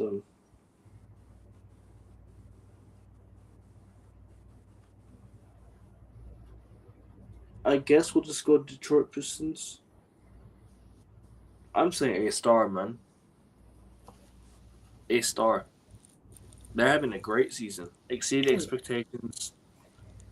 They play some good basketball, playing as a team, getting some big results. I don't know, I don't know what to give.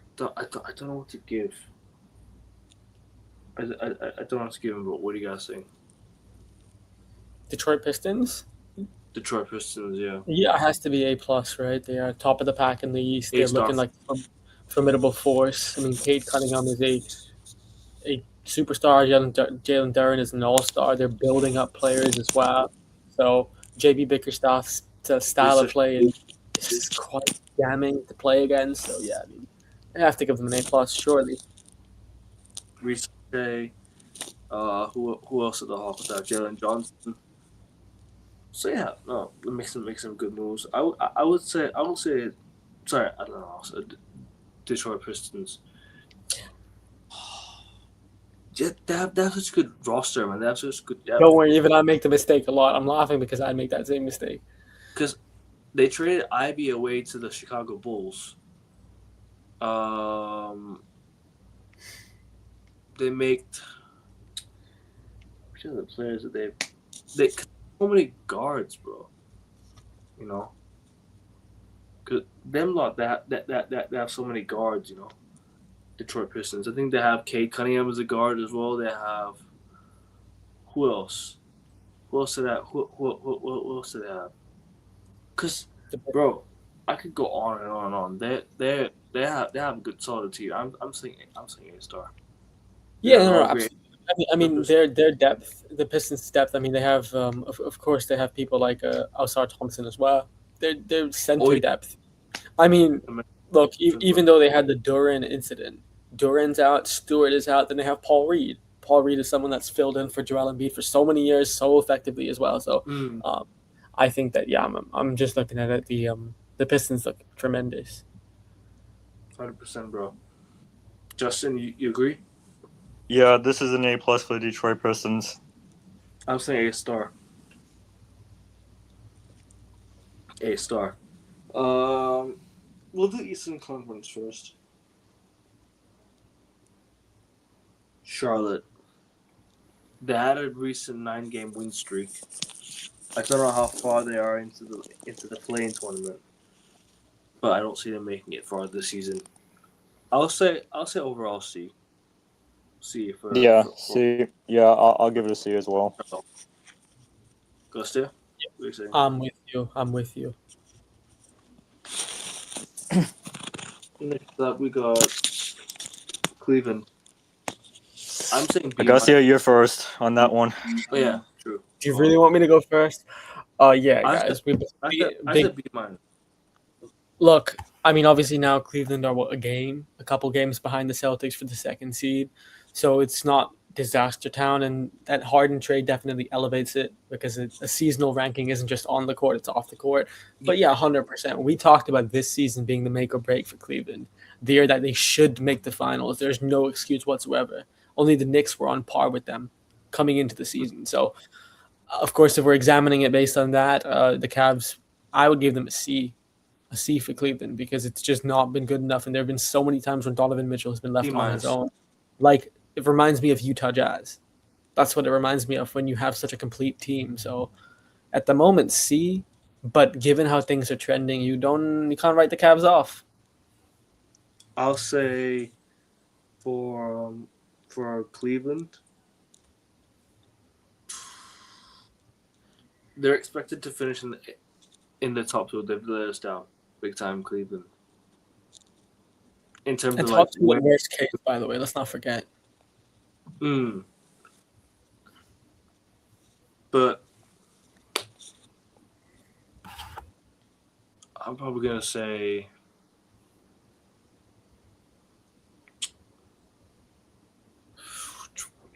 what should I give Cleveland? I'll say C minus.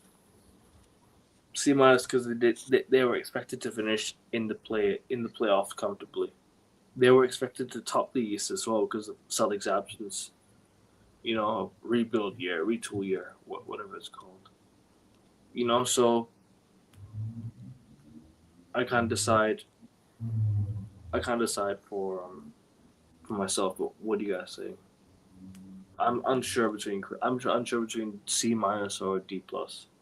Cleveland. I'll say C minus, but what do you guys think? Yeah, I'm giving it a C. I think the Harden trade, and if they can get their team on the court at the same time, Mitchell, Harden, Mobley, Allen, Then you got some good pieces off the bench as well. I think it can become a season where you get out of the East, in fact. And if Mobley and Allen can stay fit, you can even make the case that they might be the team best suited to counter Wemby.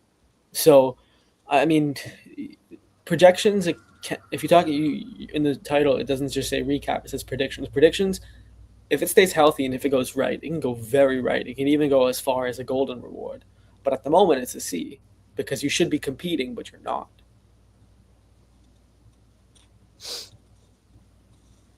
Yeah.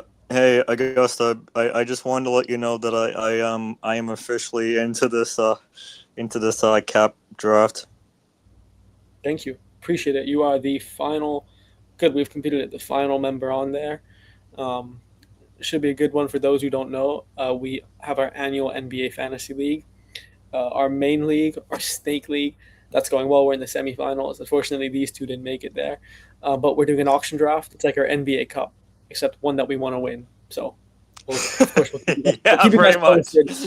We'll keep you guys posted. Yeah, that's the most generous and least arrogant way I could describe it. Yeah. I'm gonna say that this Cleveland Cavaliers team, for me, they've let me down though. For sure. C minus. I'm giving this a C minus. Not because of the trade, but because Evan Mobley is just coming back for the third straight time this season, where he's been injured.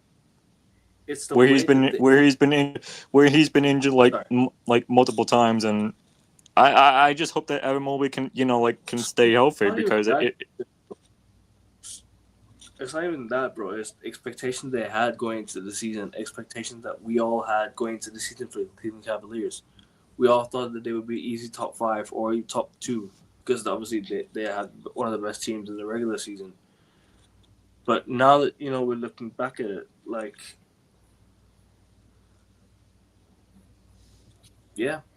Cavs just disappointing, big time disappointing, man. Huge disappointment this season. But look, I'll mention another team that doesn't capitalize, but we'll get to that soon. So yeah, we all agree, or similarly agree.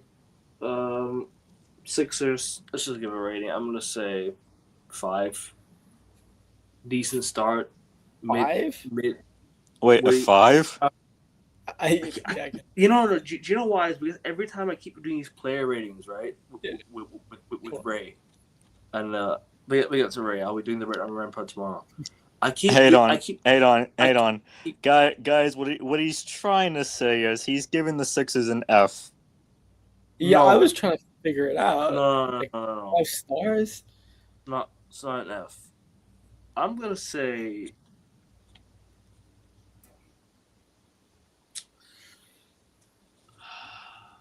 D+. Oh, okay. That's very generous because I'm giving them an F. Really? I don't think they've been that bad, to be honest with you. Besides Maxey and Edgecombe, they sucked. And even Edgecombe has been iffy lately as well. Not like his initial burst. Okay. They traded away, what's his name again? They traded away, what's the geezer's name again? What's his name? They traded him away. Okay, I'll be generous. D-. How about that? Oh no. What's his name again? They traded him to the OKC Thunder. Oh, Jerry McClain. Jared McClain. Which again, they should have used him a lot better. Hugely poor trade. So yeah, I'm saying D+. I'm saying D-. What are you saying, Gusto? Look, I'm saying with the pieces that they have coming into the season, we talked about their issue. There was a duality, right? They had the youngsters and then they had the old gun. Have they solved any of that mess? No. If anything, it's gotten even worse because Embiid's playing several games in a row. He's looking somewhat decent. He's back into rhythm a bit, but then he doesn't play again. And obviously Maxey has been the bright spark. Edgecombe is trending to be a tremendous player and has shown it. But like Justin said, what else are they really giving us, man? I mean, what else are they giving us? Sure, they're in a playoff spot, but with the amount of money that they've poured and the amount of star caliber players like a Paul George that they have on their roster. Yeah, druggy Paul George. I mean, I just guys, like what is? Yeah, I mean, what is going on, Philly? What is going on? Yeah. Disaster. So I'm saying D plus. Justin I'm saying with F. you guys. Huh? I'm with you guys. D plus for me as well. D plus. Okay. Toronto. I'm gonna say C. You know, because Yeah. I'll tell you why. At the start of the season, when we look at Toronto Raptors, look at one of those teams and think, all right, they're not gonna make the playoffs again. They're one of those teams that they're gonna struggle again. Bro, I kid you not, they were third in the East at one point, or they were second. Yep. That's how good Toronto Raptors have been this season. I can't lie to you guys. Can I just say one thing quickly? Please go on, bro. Please, And I want to get back onto the Clippers for a second before I give my reign for the Toronto Raptors. I guess maybe you can agree with me on this one.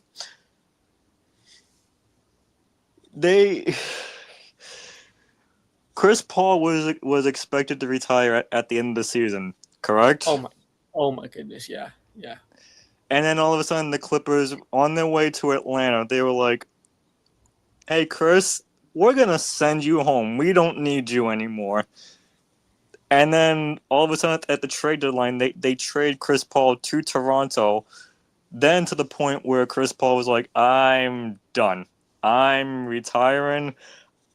The Clippers, y'all fucked, man, and you know what? I don't disagree with them. The Clippers did fuck him because all he wanted to do was just play for a team that he started his career with. No, actually, not started his career, but you get what I mean. But Had the fondest moments, yeah. yeah, and the Clippers couldn't even do that. The Clippers couldn't even give him a John Cena-esque retirement tour. So that's. I don't know. I don't know what you think about it, Augusta, but that's just stupid. Yeah, they gave him the John. I don't know if you're into WWE. They gave him the John Cena WrestleMania 41 main event. Oh, I am. That's why I mentioned John Cena. Yeah, exactly. So they gave Justin. You'll get this. They gave him the main event. They gave him the WrestleMania 41 main event, one of the worst main events I think I've ever seen. Yep. But they didn't give him the rest of the retirement tour and the farewell. They gave him the main event and tapping out. That's what they gave him. So, yep. Great analogy. I agree with you. I think it was one of the most disgusting and disrespectful things, frankly. And yeah, they had momentum. They had so much momentum. And Ty Lue had that famous quote, "We're going to win," what was it, most of the games and to the end of the season and aim for something like that. So very ambitious. Everybody mocked him for it, but he was actually proven right. But then obviously Clippers decided to, in Clippers fashion, decided to break that up a piece. And really it is now the Kawhi show. So, I mean, if the Clippers are to make the playoffs, this is saying something. One of the greatest seasons Kawhi Leonard has ever had. And that's saying something. So I will give the Clippers, if we're giving them a rating on and off the court, probably a D. Yeah, I'd give them a D plus. Yeah. As far as Toronto goes, I'm giving Toronto a C because they're hanging in there, and Brandon Ingram has been the vocal point of the Toronto Raptors offense, I believe. Yeah, I agree. I mean, I'll give them a, because you also, relative to expectation, I think C in general, being in that sixth place area, it's like a B, C area. But I think I'll give them a B because I think sixth, I think they are teams that should be above them. Yeah. That aren't. So I'll give them a C. A B. Should we go to the next team? Yeah, I'm just waiting on whoever Aikavin has for the next team. I think he would say Chicago. Have we done Chicago? No. I don't know. Wait, yeah, I don't think we. So I was thinking C, Celtics, Boston Celtics, then Chicago. Yeah. Aikavin, if you're there, have we done Chicago yet?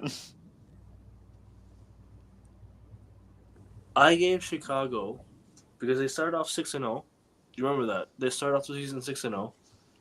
They were talk of the town. They were like, "Oh wow, Chicago! They have such good pieces. They have Vooch. They have some good players. Josh Giddey." Now they're in tank mode. Funny how things can turn, for the worse. I'm saying F. Big time F. Because you know why? Look at the amount of guards they have. Look at the amount of big men. Look at the big man depth. But there's barely anyone for the big man depth. for the Chicago Bulls. You know? So I don't know, man. Call me crazy, but I'm going to say F for the Bulls. Especially the way it started, 6-0. I was like, all right, sure. It's going to be the Chicago Bulls. They're going to capitalize. They didn't. They got worse. They allowed themselves to be in this position. And hence why they're one of those teams that, now they're in the tank mode. They're gonna throw away a season because of that. Is what it is. Well, what do you guys make of it? Chicago Bulls. Should we just all agree and say F for Chicago? Yeah, I mean, what is their front office doing? Every season they end up having a worse team than the one they started with. The moves they make really not much sense. That's being generous. And yeah, I don't know. Josh Giddey as well started off very bright, output of an all-star, but then Josh Giddey fell down with injury, so diddled their season completely. Yep. No, you're Yeah, right. the guards that I can remember for Chicago are Anthony Simons, Colin Sexton, Jaden Ivey. Who else? I mean Josh Giddey, but Yeah, Josh Giddey, but Josh Giddey. so just I mean it's exciting to see Simons and Sexton, people who were And expected to be world beaters at one time. yeah, and then Simons comes back to Boston and puts up a shithole. Yeah, exactly. He did. He did. Yeah, so we give them an F. We give them a disastrous F. You said New York Knicks? Yeah. Oh boy, where do I begin on this one? I'll say B plus. They won the NBA Cup. As much as we Say, yeah. I'm saying B plus. I'm gonna, Aikvin, you're gonna call me crazy on this one. Go ahead, bro. Your opinion's all yours. I'm gonna say A minus on this one. I'm with you. That's not bad. Because at the trade deadline, they got a guard in Jose Alvarado. Then the San Antonio Spurs dropped Jeremy Sochin, and the New York Knicks picked him up. Yeah, okay. The Knicks got blown out by Detroit on the weekend of Super Bowl weekend. Okay. But then what did they do after that? They flew to Boston on Saturday. They came into the TD Garden on Sunday and kicked the Celtics' ass. I think this team. I think this is an A minus because the stars behind the playmakers behind them: Jalen Brunson, Josh Hart, Mikal Bridges, Karl Anthony Towns, Mitchell Robinson. Now you add Jose Alvarado and Jeremy Sochin. This team is not going to be number one in the Eastern Conference because that's going to be the Detroit Pistons. But this team can compete for an Eastern Conference final spot again. Beautiful.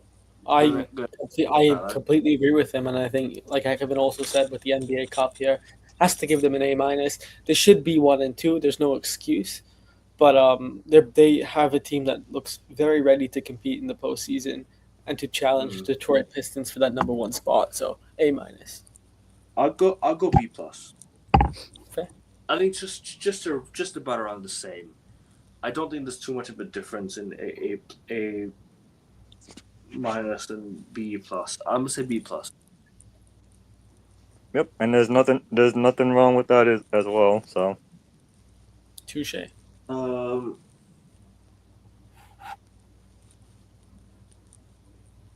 Here we go.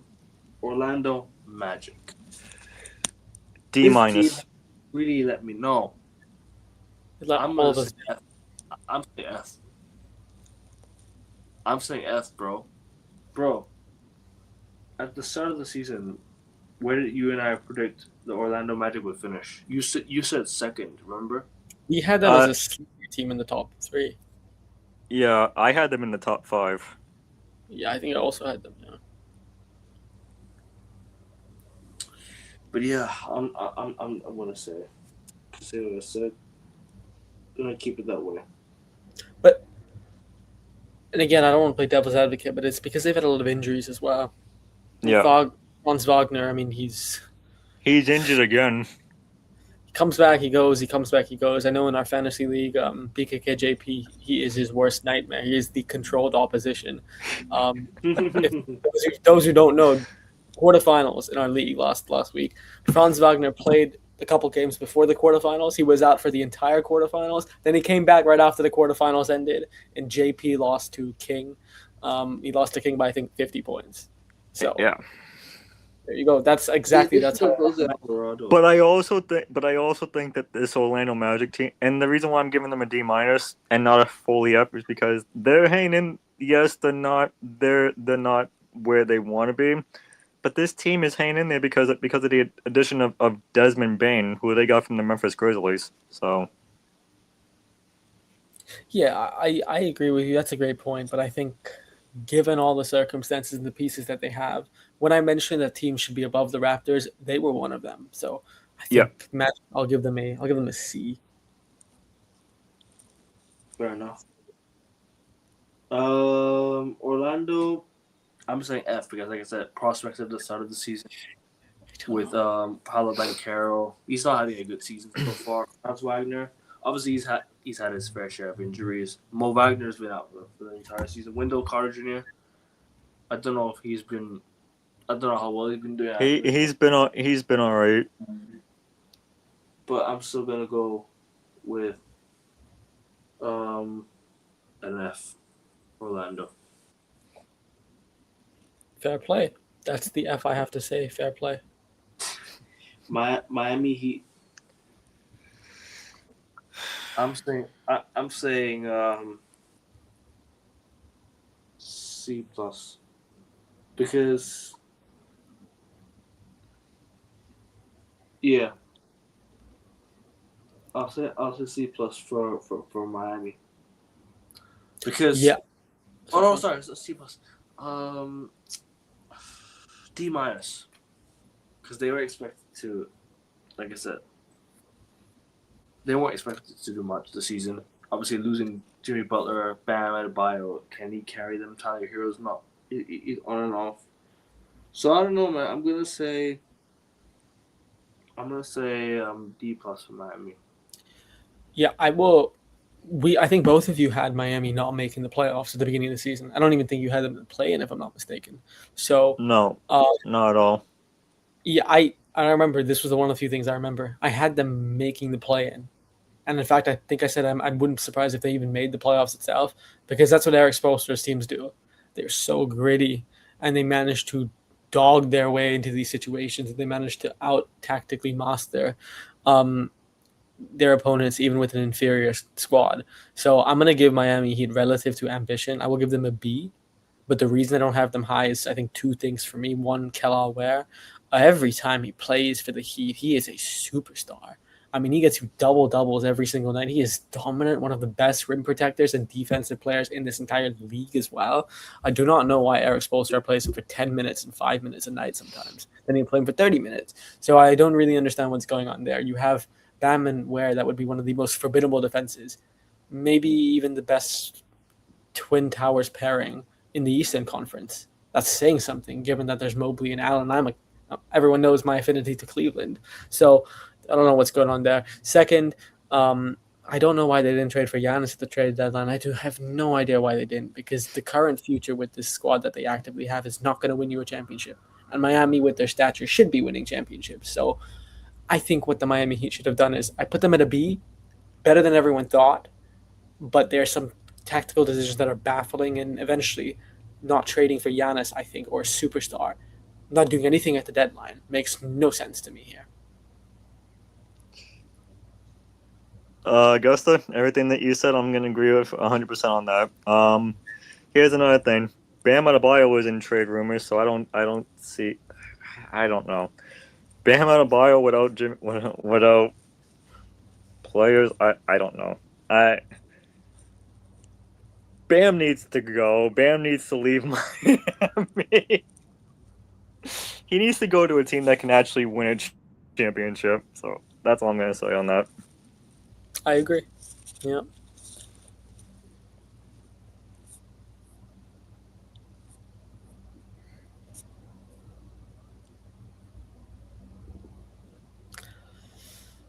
Should we go to the next team?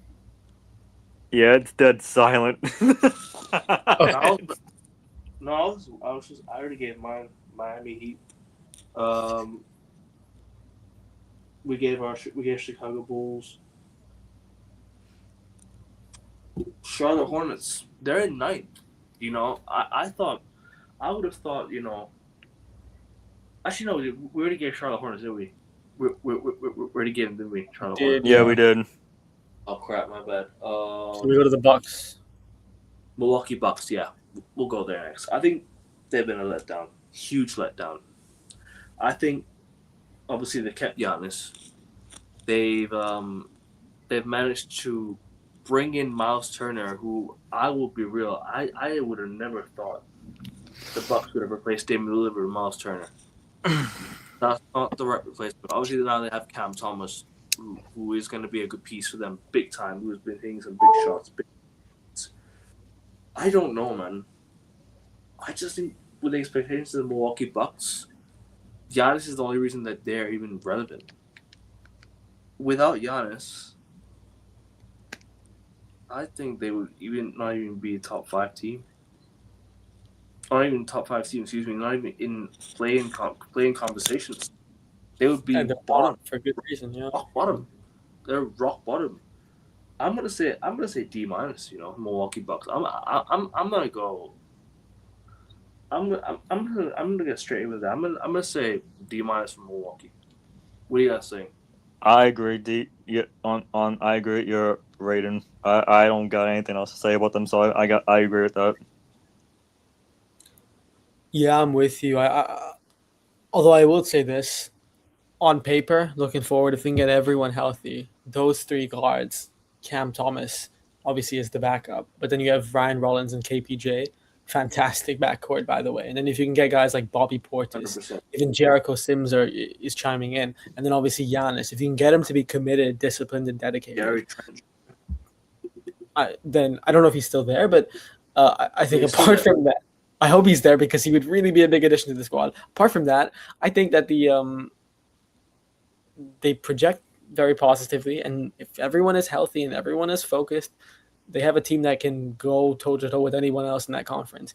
But you should have maybe cashed in on Giannis, first of all. He might walk or he might go for less than his value should be. And then second, I mean, Ryan Rollins was a great, also one positive, Ryan Rollins was a fantastic, I want to say, I don't want to say pickup, but I want to say surprise, maybe even a most improved player candidate because he's been remarkable. But apart from that, there's really not much to talk about with the Bucks, except they blew up something. I think when they got rid of their coach last year and brought in Doc Rivers, and they were 30 for 13, it just derailed their entire moment. I'm surprised they still kept Doc. Doc should have been fired a long time ago, man. And I love Doc, especially with the Celtics in 2008. But come on, man. Doc should have been fired a long, long time ago, man. Let's just be real. He should have been fired time ago. Like I'd argue 2 seasons ago. The moment they lost to Indiana in the first round, he should have been fired on the dot. Doc Rivers. What are you saying? Yeah, no, I agree with that. So yeah, I'm gonna say for Milwaukee, I'm saying D minus. You guys agree D minus Milwaukee Bucks? Yeah. D minus. Which the team? Is there any other team that I missed out on? Washington Wizards. We've spoken about pretty much every team in the table. Yes. Yes, except for the tanking teams. That's why I roll my eyes because it's how do we give these guys? How do we give them ratings? Because okay, Brooklyn, NA. also tanks, right? They're also tanking, aren't they? I'll give not applicable. Brooklyn, NA, Indiana, NA as well. no Yeah. expectations. Harry Halliburton coming back next season, so you can't really blame the head coach. We can't really blame Rick Carlisle. He still had him playing some tough basketball, still playing tough down the stretch. But I'm gonna say NA because you can't give a rating, to be honest with you. Look, You guys agree? sorry, go on. No, it's all good. It's all good. I Bro. don't want to interrupt you. I was going to say, It's fine. I agree with you for all the tanking teams. I just don't know how you grade them. They're doing the job. They've all won, 14, 15 games. 60 have already been played. I mean, Nets don't even look like a team that could probably win 30 games if they tried. Pacers and Wizards, if healthy, could. So, I don't know. You just can't really rate them, can you? But they're doing their job. They're fulfilling their job. So, I don't know, but I would just say one thing: watch out for those who are paying attention. Watch out for a guy called Nolan Traore. He is the new point guard in the Brooklyn Nets. He's taken over after a bunch of different people. Obviously, Cam Thomas was once the point guard. Then it was Igor Demin. Watch out for Nolan Traore. He's just been thrusted onto the scene, but he is putting up numbers, and he's a great playmaker and also can score some buckets. Fair enough, bro. Indiana, Washington, and Brooklyn, NA, yeah? NA. Yep. Boston Celtics, did we give a rating for that one already? Yeah, we did. We got through all the Eastern Conference teams. I'm saying C- for the Celtics. Or sorry, B+ for the Celtics.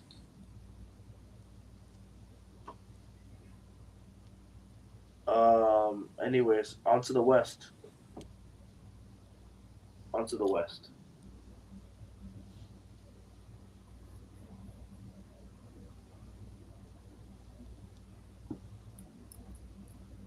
Who we lead? And I want to start. Yeah, I guess OKC. I mean, that's where you got to start. OKC. A. A star. It's gotta I'm be. not giving them an A+. I'll give them an A simply because we expected them to be first. They are one of the most dominant and balanced and complete teams in NBA history. They are for good reason. They started off with one of, if not the best start ever. But obviously they had the Wemby being the kryptonite and San Antonio matching up, getting the better of them. But they still are the number one seed. I'll give them an A- or a B+. They should be a lot more dominant. They look a lot more vulnerable now than they did at the beginning of the season. But still, they are first in their conference. They do have the best record in the Western Conference, and you have to give them an A because with the Jared McCain move as well, such a shrewd move given all the circumstances. So A for Oklahoma City. And, yeah, I agree. Get injured as well, with SG out injured. Yeah, we will see how long Gurhey is out for. So San Antonio. We all agree. A star. Yep, I agree. San Antonio Spurs. I'm gonna another A for me. Yep.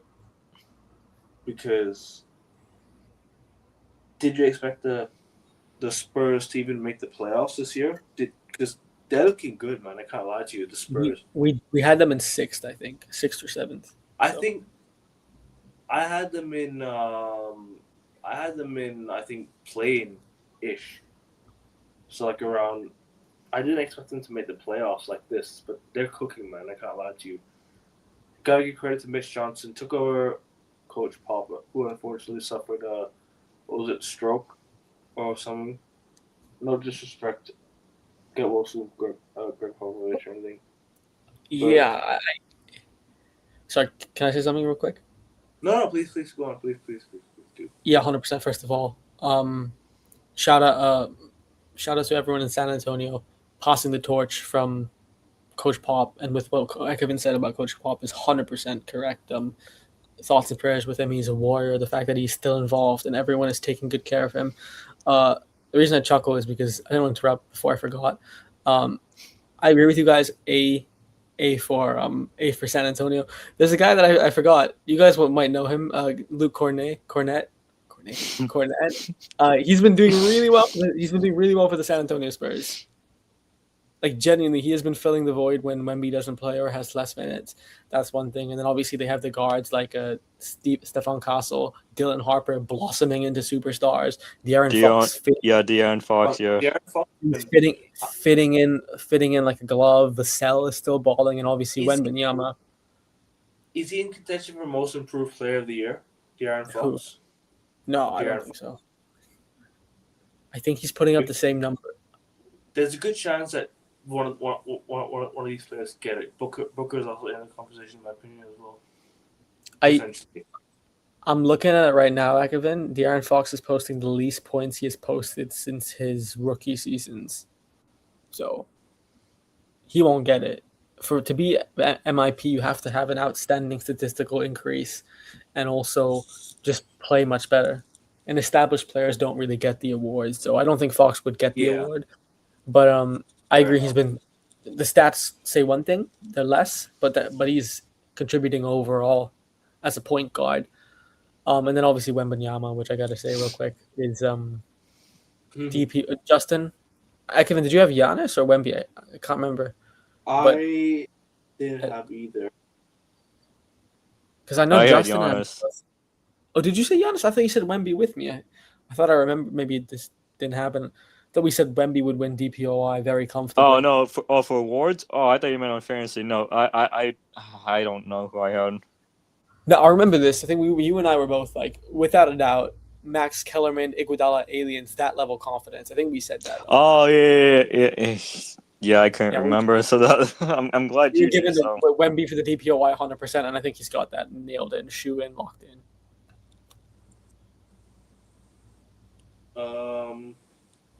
Denver. B.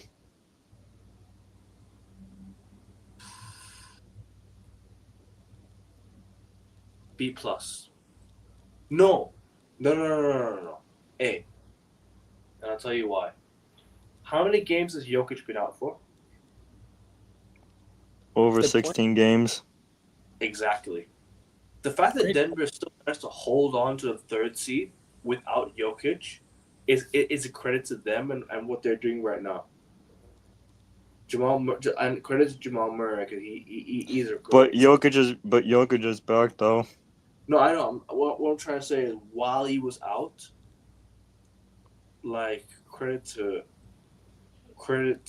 the Nuggets for fighting. They came to Boston, won. I think they also went and beat the Sixers without any of their star players. So, like I said, bro, they're doing well. The role players are stepping up. Aaron Gordon's a great player. You know, who else? But yeah, no, I'm saying A for Denver and also for San Antonio. What would you guys say? You guys said A for San Antonio. Pretty much, yeah. All right. Yeah, I have for Denver. You asked Denver or San Antonio? Denver.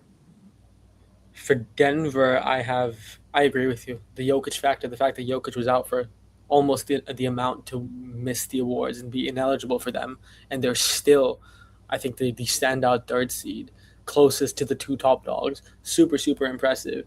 And they've obviously got some nice contributions from guys like Julian Strawher, if I'm pronouncing his name correctly. So I like the Nuggets, and I think they did take OKC to 7. Was it last season or the season before? Awesome. We got brother. Big up Boston. Absolute legend. So I have Denver. I'm saying A for Denver. I'll give them a B. And I think going forward, I think they can absolutely win the championship. It's just the way they performed without Jokic is why I really call them an A. You know, if it wasn't if the Jokic was out injured and they were still playing bad, or still, but if they were playing bad and getting poor results, then okay, it'd be different. But the fact that Jokic was out and these guys carried the load and they still managed to get some big results, I gotta say A. 17, 18 games, you're pretty much about to miss NBA awards. One more game and you're gone, I think. Yeah. So, yeah. But hold on, sorry, the wrong button. But Denver, we all agree, A, or one of you guys want to say B plus? Yep, I agree. All right, the Houston Rockets.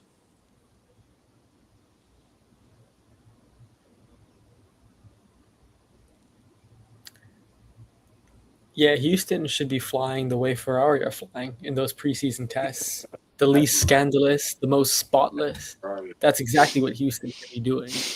And the cohesion should be as comfortable as Lewis Hamilton at the moment, as happy as he ever has been. And Charles Leclerc smiling like that car is close to perfect. Yeah, but no, it's not, because if you guys have seen, obviously Houston have had a bunch of injuries and there's so much dispute with Houston. Did you guys see the Kevin Durant files? I know we're talking about a different type of files when we talk about America today, but the KD files also. I don't know, Justin. I don't know what you made of that. If you saw that, that was a bit interesting. I got nothing to say about that, bro. I really don't. Yeah, no comment. No, but wait. I'm not talking about the files. In case, for those who don't know, Kevin Durant has a burner account on social media. That's what I'm talking about. I'm not talking about the actual files, by the way.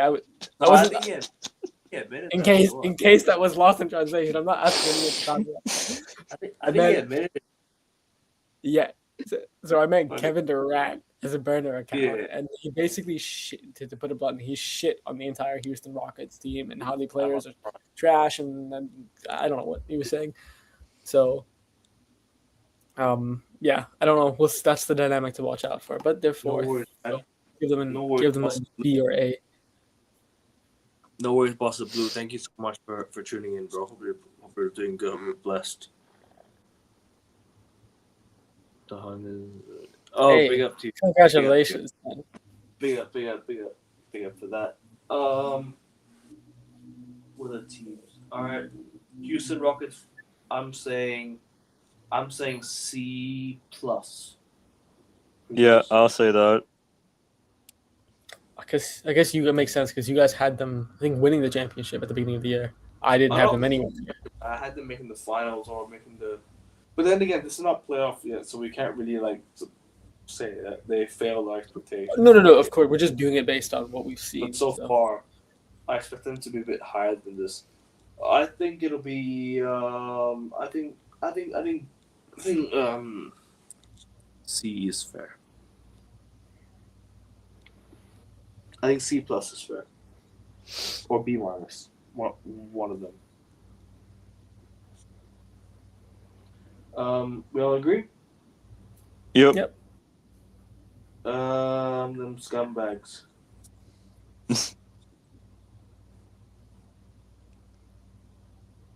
You know what I'm talking about?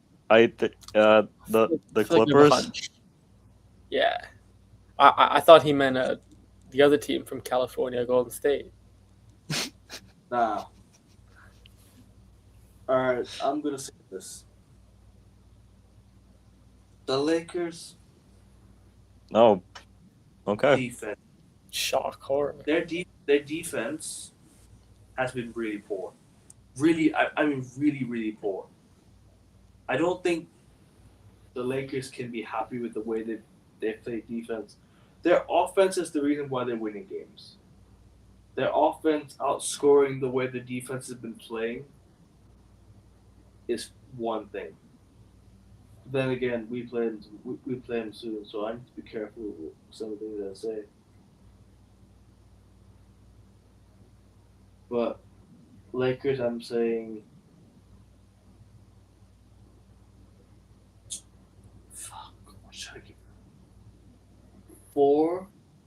Sorry, 4. I keep fucking forgetting. It's not player ratings. I keep forgetting it's not player ratings. I always do this every single time whenever I do these ratings. Giving us entertainment, Akavin, thank you. Okay, take two, Akavin. Say man said take 2. Now bun them. I'm not gonna give a fucking rating. Fuck the Lakers. I'm not gonna give them a rating. Even better, man. I'll give them a rating. No, I'm just kidding. I'll I'll say C plus. I'll say C plus. They've had their fair share. Oh my Like god. no Austin Reeves. They've had their fair share of issues like LeBron James, Luka being out injured. So a lot's not been going in their way. So I'm gonna say C plus for the Lakers. What do you man saying? I agree with that. Yeah, C+. look, I'll just say very briefly on the Lakers. I Please. agree with you, Ekavin. I think they have one of the worst defensive ratings in the whole league here. If they're going to win the championship, they're going to need to outscore their opponents, and they're going to have to get like 120, 130 even. Look, I would have said before this, if Luka, LeBron, and Austin are fit and playing, they can beat anyone on any given day, and they absolutely can. But the three of them, when they play together, they don't seem to be getting the right results. Did I call him Austin Theory? Austin Reeves is playing like Austin Theory. Did I just call him that?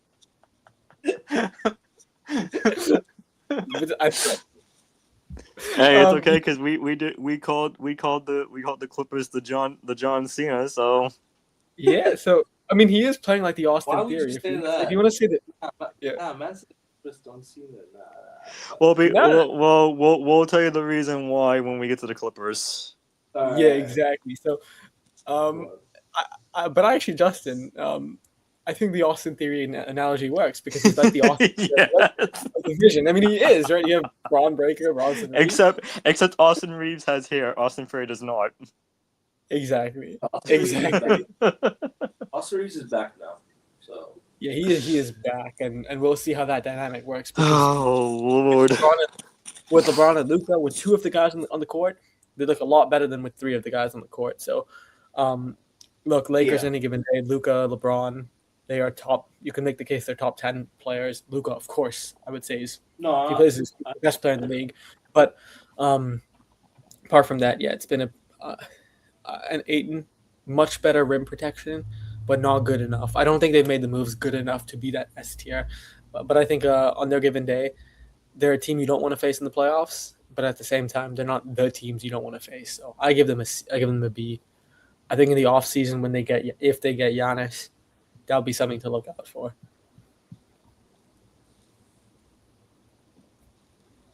I don't see him C because fuck the Lakers. Don't see him getting Giannis. Yeah, it depends on the I think cap Giannis space. wins them. No, I think it depends on the salary. It depends on how much they can afford. They will have nobody on their roster come the summer. They only have Luka on their roster. Yep. Minnesota. A plus. Nah, I think that's too generous. I'm only giving no. Okay, fine. B plus. Nah, I wouldn't even go that far. Dude, what? Nah. Yo, he's Minnesota's number one hater, man. No. Okay, fine. play C. Okay, fine. C. I respect what they're doing, but then again, if Bro, what?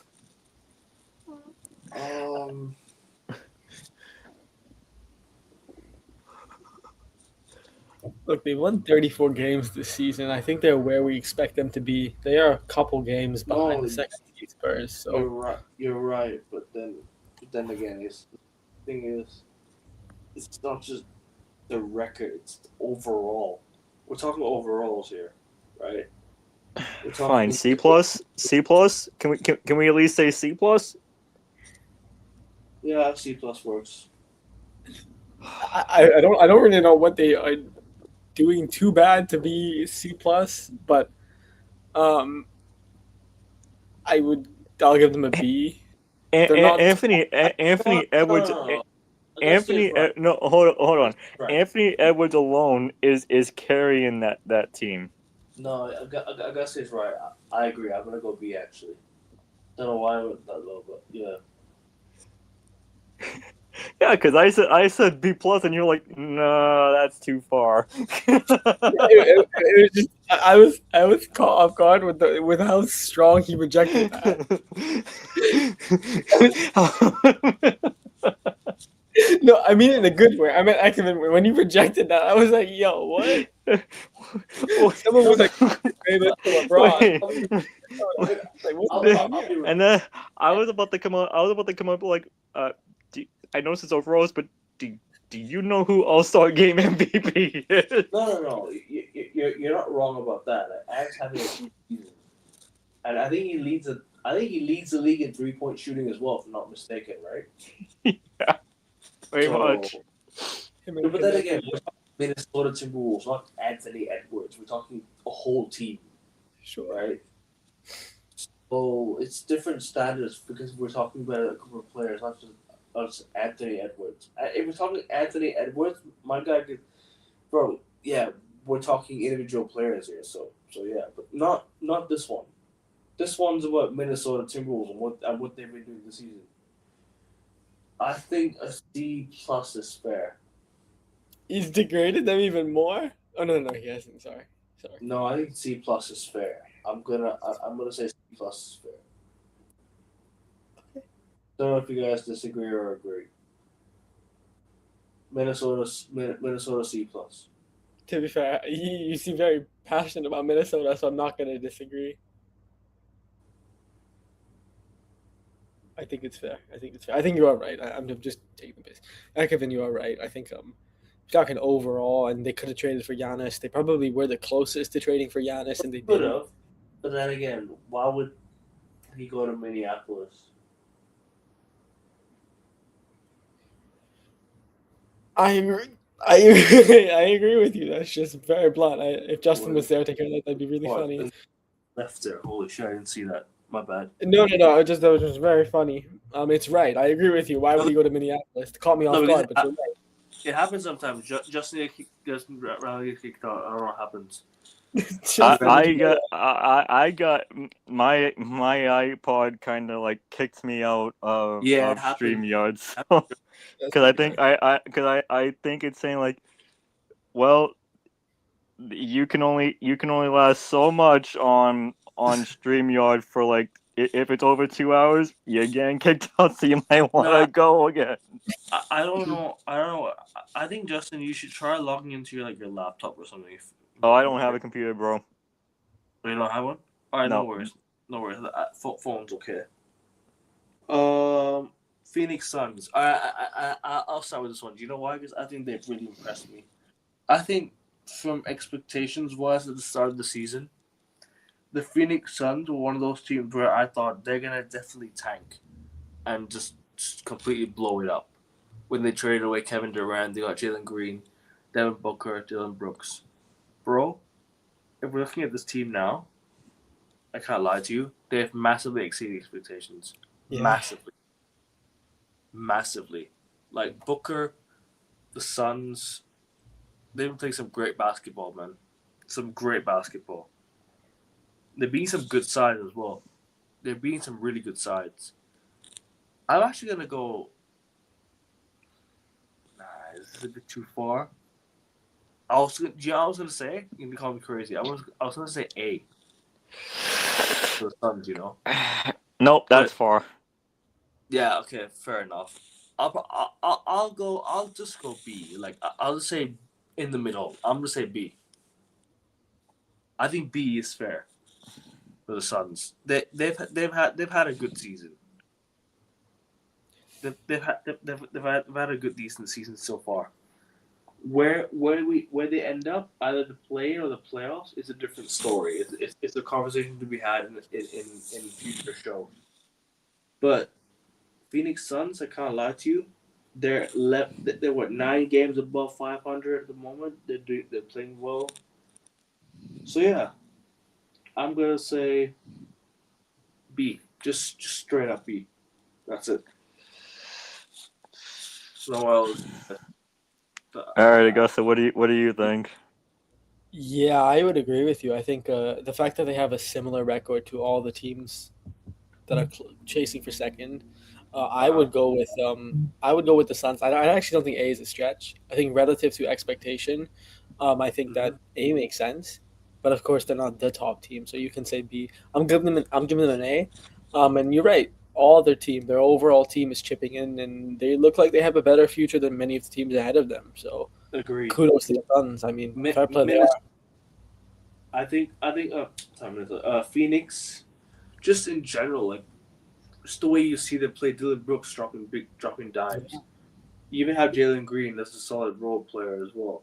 Booker, having is this his career season? I don't really know. I need to try and refresh my memory. I don't know if this is his career year, but if it is, then he's definitely doing his thing. I'm gonna give this team a B-. Okay, that's fair. B- is not bad. Because at the moment I'm looking at the standings. They're a game and a half behind the Timberwolves for the 6th spot in the playoffs. Yeah, They're currently in the play-in right now. They're a game and a half out of the 6th spot. So yeah, I'll give them a B. I'll give them a B-. B- is fair. Be interested to see what Augustus says. If there was anything more before we move on to the next team. Golden State Warriors. Golden State. I think Golden State have every right to be disappointed with themselves here. Poor.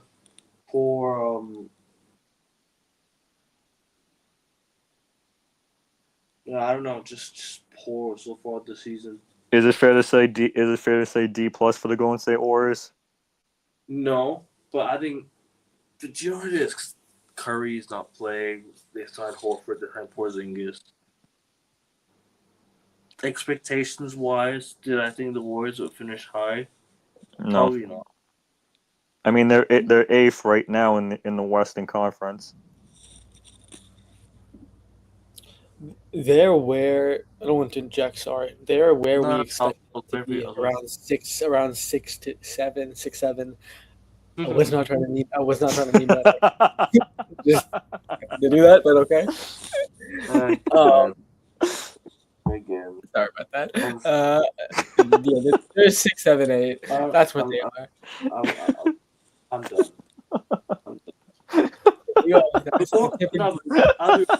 Golden State having a disappointing year. Players, they are. They're signing players that are just not. They're trading for players that are just not in their prime. I mean, I don't know. Golden State. What did I give them?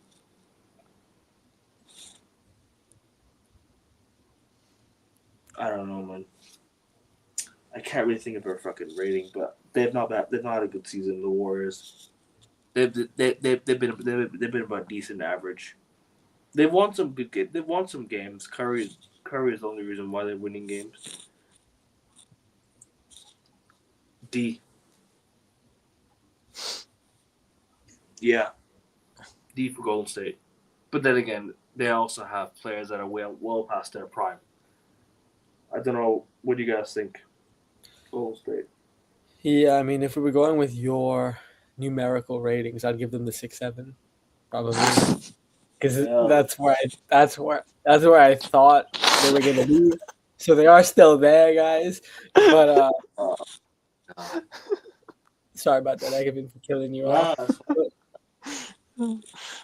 But yeah, I mean, instead, look, I expect the Golden State Warriors to be the creme de la crop, the golden team in the Western Conference, especially given what they've done over the last decade and a half. But they're not. So if I'm doing them based on my expectations, I'm giving them like a D or an E. I'm giving them a horrendous rating. But if we're doing it based on what we thought coming into the season, give them a C. Their season is going the way we expected. It's just that first trade, I don't think is helping them. So give them a C, a BC. Okay, fair enough. I'll say D. Oh man. Portland's a team that I've always had time for and I've always had respect for. They're doing their thing. They're getting results. They're beating teams. They're in the play-in, 27 for 29, 2 games back from 500. They should be able to get through this one soon. But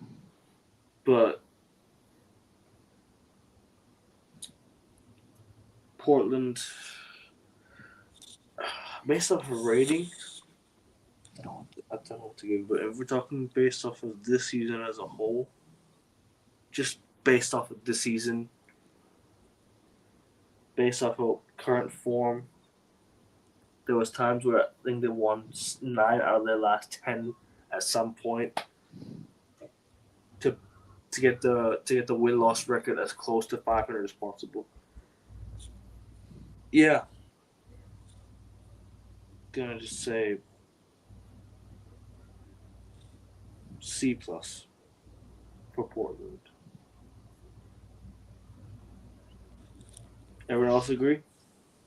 No, I'll actually go similar to the Suns relative to expectation. I will give them a B. I think they are quite a great season for them, given that Dame was out for the whole year. I know they weren't expecting him anyways, but they had a lot of instability. Scoot Henderson didn't really work out or isn't really working out. But then Denny Avita, I understand there's a lot of controversy around him. I know there's a lot of Denny Avita, yeah, whatever his name is. Whatever his name is. Frankly, I'm not even bothered. We all know who I'm talking about. Like, it's not. But what other player's name is? We do. Don't worry, we do. He's just exactly. I mean, whatever. I'll just call him for the sake of the show. Inside joke. I'll say, whatever his name, has been a great player. He's been this season. He's been an all-star caliber player. He has been super durable, super reliable, putting up numbers, filling up the stat sheet, carrying that team like a Jalen Johnson. Him and Jalen Johnson, fair play. What he's doing on the court is remarkable. Shady and sharp as well, by the way. Big numbers, and even Drew Holiday when he was healthy. So you guys will know a lot about that. So look, big up to the Portland Trail Blazers, looking absolutely bright. Look at them. Cue the UFC meme. Who the fuck is that guy? Drew Holiday missed all the season due to injury. I think he missed 25 games due to injury or something. He was there for the first 2 months. Yeah. Yeah, he was. But then I think he must have picked up an injury, and then he was out for some number of weeks. So, but what are you guys saying for Portland? I'm giving Portland a C. Okay. Fair play. C for me as well. Yeah, C. Here we go. Oh yeah. Here we go. I like Clippers. All right. This is why. Okay. This is why we're gonna. This is why we're calling them the John Cena, because Augustia and I talked about this.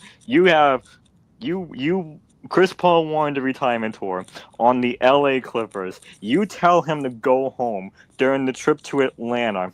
Then all of a sudden you trade him to the Toronto Raptors, and then he automatically says that he's retired, and then automatically he says retiring.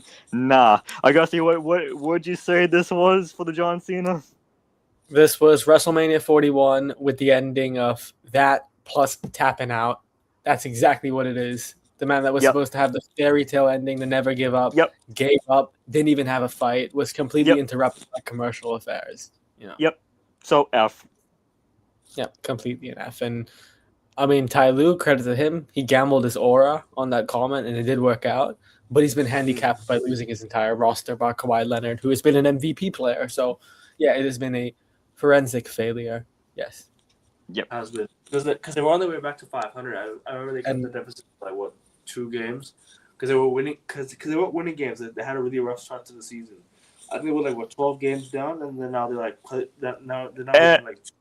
and Ivica Zubac is not expected to play until March because of injuries that the Clippers trade away from. So yeah. It's crazy what they did with that trade. So what was your final ratings, guys? F. Just give him an F, bro. Okay. Yeah. Heel turn that shouldn't have happened. I'm talking about the Clippers. And Darius Garland's not fit to play yet either for the Clippers. So we got Zubac not fit to play for the Pacers, and we got Garland not fit to play for the Clippers. I swear, so. Garland also missed the start of the playoffs last year as well for the. He did. Cavs. He did. Yeah. He did, right? Yep.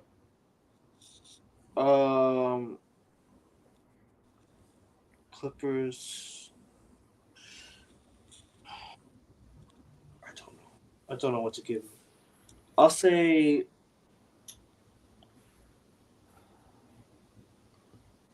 E. I'll give Portland an E.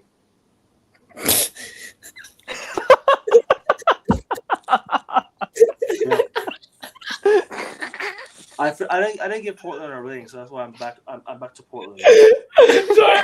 I didn't give him a rating. I'm not mocking you. Don't worry. Neither of us are mocking you. We just caught off guard by that. No, I didn't give Portland a proper rating. I was waiting for you guys to give him a rating. I went a rating. Clippers. Fuck, I don't know Clippers, man. Clippers. I don't know. I gave Portland an E, right? I'm gonna give Clippers. If I give Portland an E, then I must give Clippers. What should I give them? Mate, Portland and E is crazy, by the way. No, it is. It is, but at the end of the day, like The Portland Trailblazers rating is E. E for everyone. no, They outperformed their entire expectation. I rate what they're doing. I rate what Portland are doing. But the problem is, like, when there was chances to take it back to 500, when there was chances to go on a winning streak, they just didn't. Right? So I don't know. Clippers, because of what they did with Zubac, Harden. Oh Lord. They're getting yeah. Actually, you know what? Swap it around. I'll give Portland. I'll change my rating. Excuse me. Sorry, I can't even fucking think right now. I'll change my rating for Portland.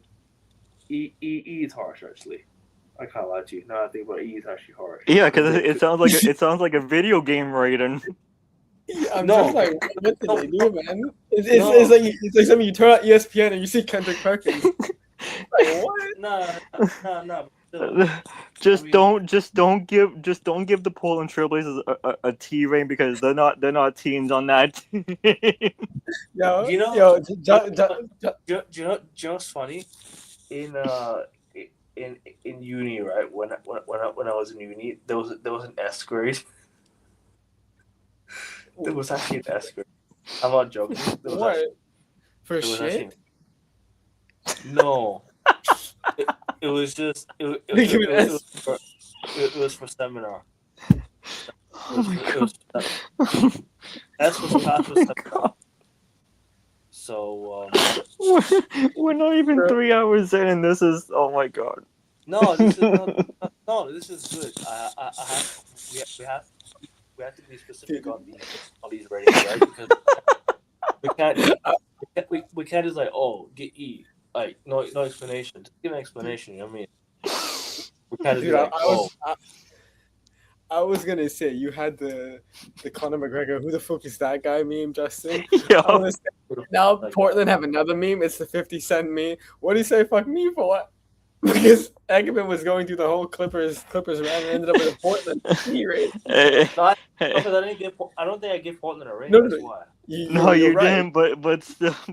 Okay, this is. Okay, this is getting clipped. This is getting clipped. Go on. No, this is getting clipped. No. I swear, this is gonna be put up as a short. I can tell you that right now. What? What do you mean? What do you mean? I'm gonna give Portland an E. That's gonna be a short. Yeah. What's wrong with that? No problem. No problem. A, B, C, D, E, F. And it's fair. It's absolutely fair. Just get a lot of views. That's it. Yeah. I think actually, you know, I think about E is too harsh. Oh my god. E Oh is god. I think we He's should give them an S. Might as well give them an S at this point. nah. I'll give Portland. I'll give Portland D plus. Actually, Okay. Hey, Kevin, I just gotta say we appreciate you giving us that kind of that No, 'cause entertainment right I there. don't think I gave Legendary, man. any of the teams a rating, bro. There are some teams I probably didn't give a rating to. I was just I let you guys give it. No, just stopped. you gave every Western Conference team a You rating so far. Did I? started off. I Yeah. think you've given them ratings before we have for most of them. So No. I'm thinking about East Conference. I mean, you can do it again if you want. No. I'm good. We'll recap it again a bit. Holy hell. But for me, no. Clippers. What did you say for Clippers? Because I'm literally We said F mainly because of the Chris Paul situation. All right, clip this. They're getting an E. I'm not joking. Yo, Botchamania on steroids right now. I'm not fucking joking, bro. This is bro. The fact that they traded Zubac, I'm thinking that and fucking Harden in the same deadline, whilst being 2 games back to 500, bro. Yeah, nah. Fold that franchise. Their owner is shit. Their new arena is trash. The Clippers are useless. They should have never left San Diego. They should have stayed. Yo, what did their new arena do? Wasn't catching a stray over here. Bro, they're trying to make it they're trying to make it football style. Oh, let's try to copy Dortmund, the yellow wall crap. You know what I mean? Who the fuck does that? It's a great unique addition. Yeah, but you're a fucking basketball stadium. Doesn't mean that. Oh, I go into that game. I can't even wear my Celtics gear in that wall, bro. You know what I'm trying to say? I'm sorry. Okay, you can clip this. The Clippers are giving me. No, it's fine. Like, clip it if you want, but I don't think I don't think they deserve a good rating. I'm not clipping anything. But we got to put timestamps in this. No. Shit, bro, this is great. This is a legendary stream. But for real though, they don't deserve a good rating because No, they don't. They don't. Understatement, man. It's because of the moves that they've made during this deadline. Like I just said, you're 2 games back to 500. You clawed your way no pun intended. You clawed all your way back to about 2 games.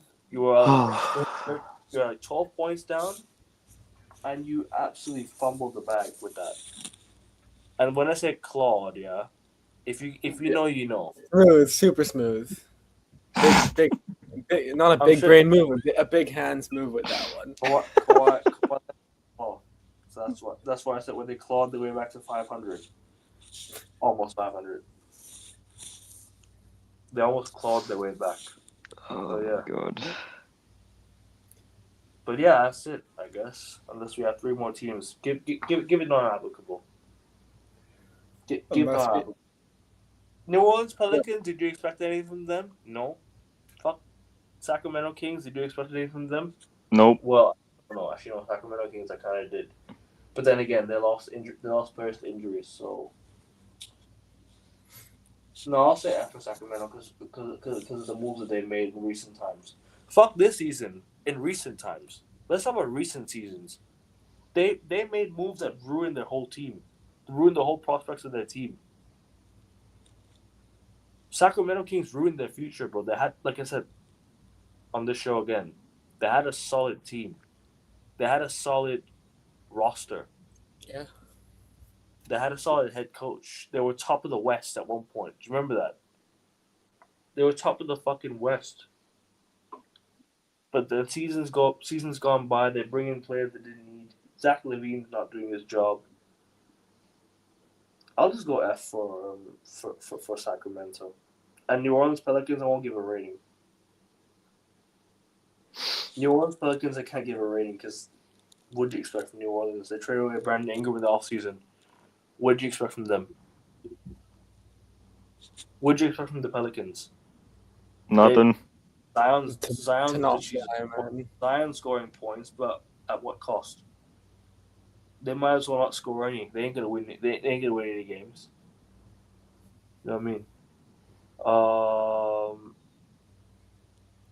mean? Memphis Grizzlies. Memphis Grizzlies.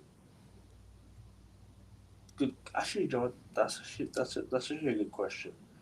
Obviously, at the start of the season, they traded away Desmond Bain, which I found very which I was baffled by because, bro, you traded away one of your best 3-point shooters, one of the best 3-point shooters in the league, to Orlando. Look at it, and look at how he's playing there. Look at how he's playing over there, man. He's balling out. He's getting them. It's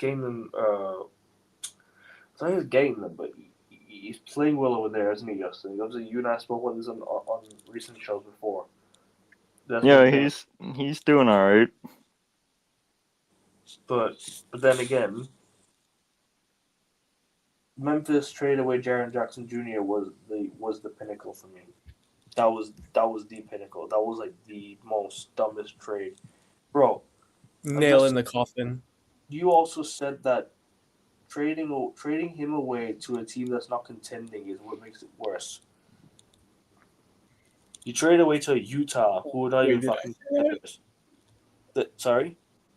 I don't remember saying that, but No. Justin said that sorry. in recent shows.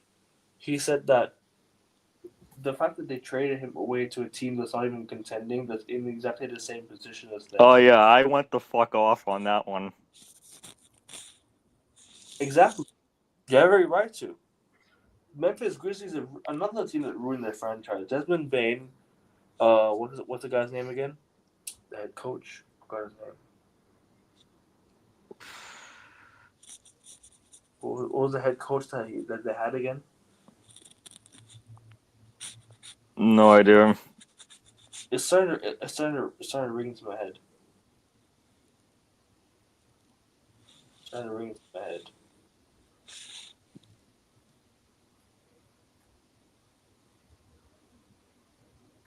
John Moran, Jared Jackson Jr. Dude, if you said ring into the head, if there was a gun to my head, I would die, bro. I don't know who Memphis' coach is, man. I don't want to be like Shaquille O'Neal, but I have no idea, bro. It's not Chris Finch. Chris Finch is from Minnesota. They fired the head coach that recently fired. What was his name again? Taylor Jenkins. Thank you. Yeah, but he's not the head coach anymore. No. I'm saying that when they fired him. Yeah. I figured, but that's what I'm talking about. What the move Memphis made that ruined their whole franchise. Great point. That ruined their whole entire team. They need to, bro. It takes a while for them to get back to where they used to. John Moran's gonna win out. Jared Jackson Jr. is now gone. Desmond Bain's now gone. Who else do they have? You know, okay, they're really done, bro. Honestly, sorry, I don't want to interrupt you. I know who their coach is. Justin, do you know who their coach is? I just did a Google search. I didn't know before. Oh no. Okay, great. With the least amount of disrespect, okay? If you thought Denny Avita's name was who the fuck is that guy? And this guy is a very talented. I'm looking at his resume. He's won like 3 Euro Cups in a row. Super smart. Can you pronounce his name for me? This is his coach. I don't want to make this a comedy show, but that's his name. So. Who the? Okay. Tuomas Isalo. Yeah, I mean, I don't know, bro, but that's their coach. So. Tuomas Isalo. I personally I hope he wins an NBA championship and this can be clipped, but I don't know. I've personally not heard of it before. So. What are we doing now? Head coach pronunciations or what? I mean, no, but yeah, to answer the question, I know I checked it up. I had to see who their head coach was. I just do not know a clue about where he's come from. Sacramento Kings are the worst team in the NBA right now. where that came from either, but I agree. Are you sure Well, Are you sure it's not the Utah Jazz? No. I'm talking about records. Oh, Memphis is 20 and 33. We didn't do They're the Mavs 11. either, by the way. They're 11th, but they're 6 games away from. But they're 6 games away from the Clippers, who are in the 10th seed. Dallas. Did you expect anything from the season? No. So I'm gonna give them non-applicable. Bro, imagine Kyrie being out. Cooper Flag is the only guy you drafted, right? AD can't even stay fucking healthy. Couldn't even stay healthy at least. So he went to Washington now. Yeah, you can't give them a rating. You can't give them a grade. They're not applicable. Dallas. They weren't expected. Dallas. Yeah, so I'm not gonna give them a rating or a grade. I'm gonna leave it at that. What do you Nah, guys say? I will say I think absolutely you can give the Mavs a rating. This was supposed to be the championship winning year, even without Kyrie Irving. And he was supposed to come back in Jan, but they're shutting him down because they can't win. This was supposed to be it. But the whole Luka trade officially went to Rogue, and they traded Anthony Davis. So, and we were talking about the Mavs, and I think we all had the Mavs in the play-in, if not pushing for the playoffs. So I think Mavs, if there's one team this season that I will give that sacred S spot to, is the Dallas Mavericks, because it has been a total shit show. Bro, I know that bag of chips, basically. Yeah, I mean, I know that Cooper Flag is turning out to be a all-star, a superstar, one of the best players in the league. I know Brandon Williams has slotted into that point guard role really beautifully. By the way, sorry for interrupting you guys. How the fuck did these guys first overall pick? Yeah, I mean, of course, the way they did. Some suspicion. It was written in the stars for them to get the first overall pick with Luka after trading away Luka. Simple. I mean, whatever it was, guys, I have to be honest here with the Mavs, is a total shit show. Where they were 1 year ago versus where they were today. 1 year ago. You could ask us. We literally met them in the promised land. I mean, you can ask. I mean, all of us with the Dallas Mavs question. I mean, guys, 1 year ago they were coming off the back of a historic NBA Finals berth, going to one of the toughest Western Conference brackets ever. Luka came off a 34-9-10 season. They were not a lottery team. Luka was out from the Christmas games, but they were still around the playoffs. And then they traded him away. Back-to-back years of being one of the worst teams in the NBA. Immediately. And then on top of that, they got nothing back. And they traded Anthony Davis, Kyrie Irving. God knows if he'll ever come back the way he is.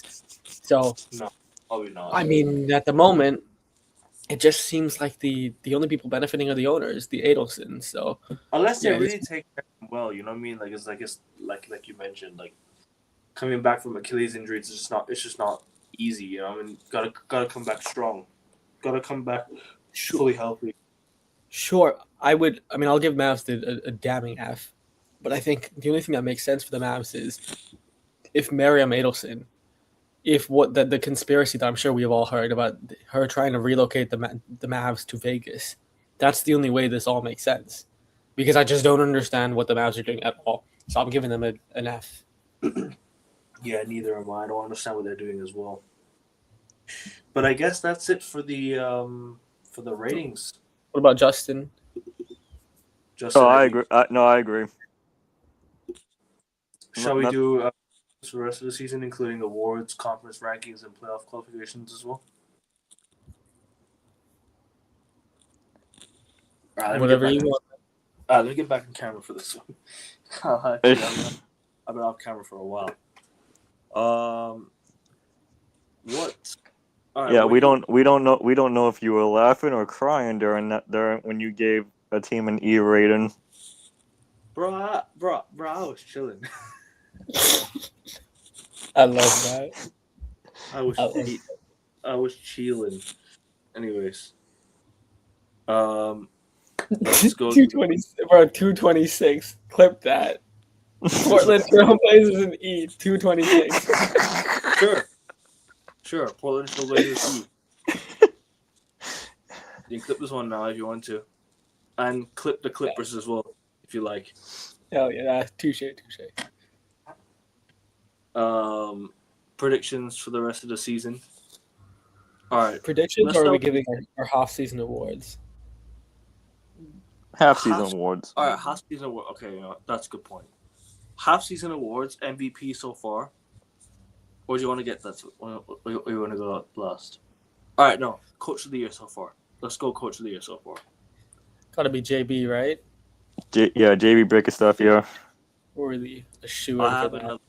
have another. Joe Mazzulla? Okay. Where the Celtics were, where we're expected to finish, with the adversity we had to overcome, the players we had at the start of the year, bro. If you look at the Celtics roster at the start of the year, who would have thought this team would be second in the East? Let alone, I get it, the East is weak as fuck. I get it, like, bro.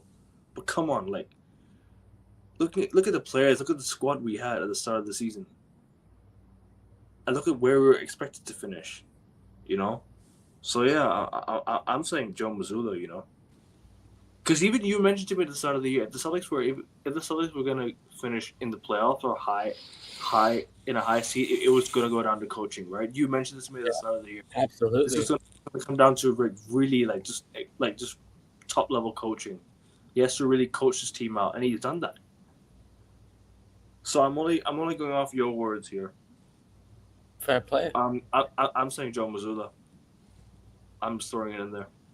Yeah, I will give it. Credit to JB Bickerstaff too, doing a good job, and Mitch Johnson. Obviously, taking over from Greg Pop is not easy, man. Coach Pop. Taking over from Coach Pop is not easy, and to have to take the Spurs to the playoffs for the first time, potentially in a very long time. Mitch Johnson deserves credit too. 100%. He deserves more. He deserves a lot of credit as well. So yeah. I'm saying between these two, but if I had to pick one, I'm going to be biased and say Joe Mazzulla. Yeah, I agree. It'll come down to both of them, but I'm picking I think JB will probably get the nod. Most improved player. I have two players in mind.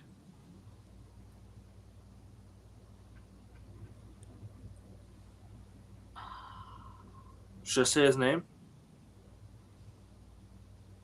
It's Kawhi, isn't it? No way.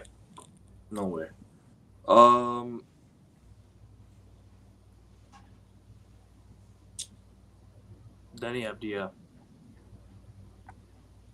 Yeah. And the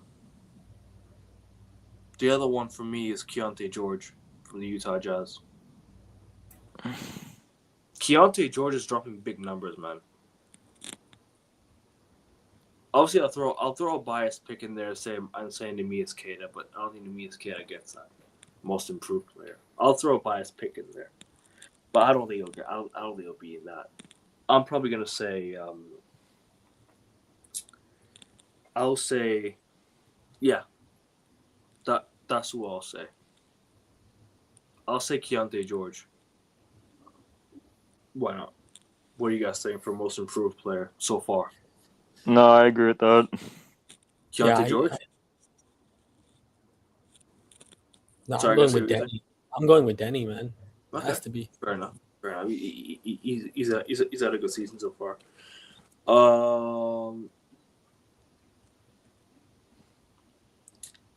Rookie of the year. I mean, come on, Cooper Flag. Let's not even take the piss here. Yeah. Cooper Flag. Yeah, Cooper Flag. Easy.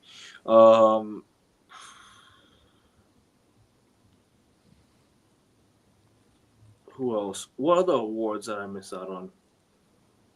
Oh, defensive player of the year so far. Wemby. I mean, yeah, he's like the outright favorite in the bookies as well. Yeah, it's gotta be Wemby, isn't it? Justin, you agree, Wemby? Yeah, we can move on. We can continue. What other awards are? We'll leave MVP last. I mean, six man of the year. Good point. Yeah, good. True. Anthony Simons? No, because he's in the starting role right now.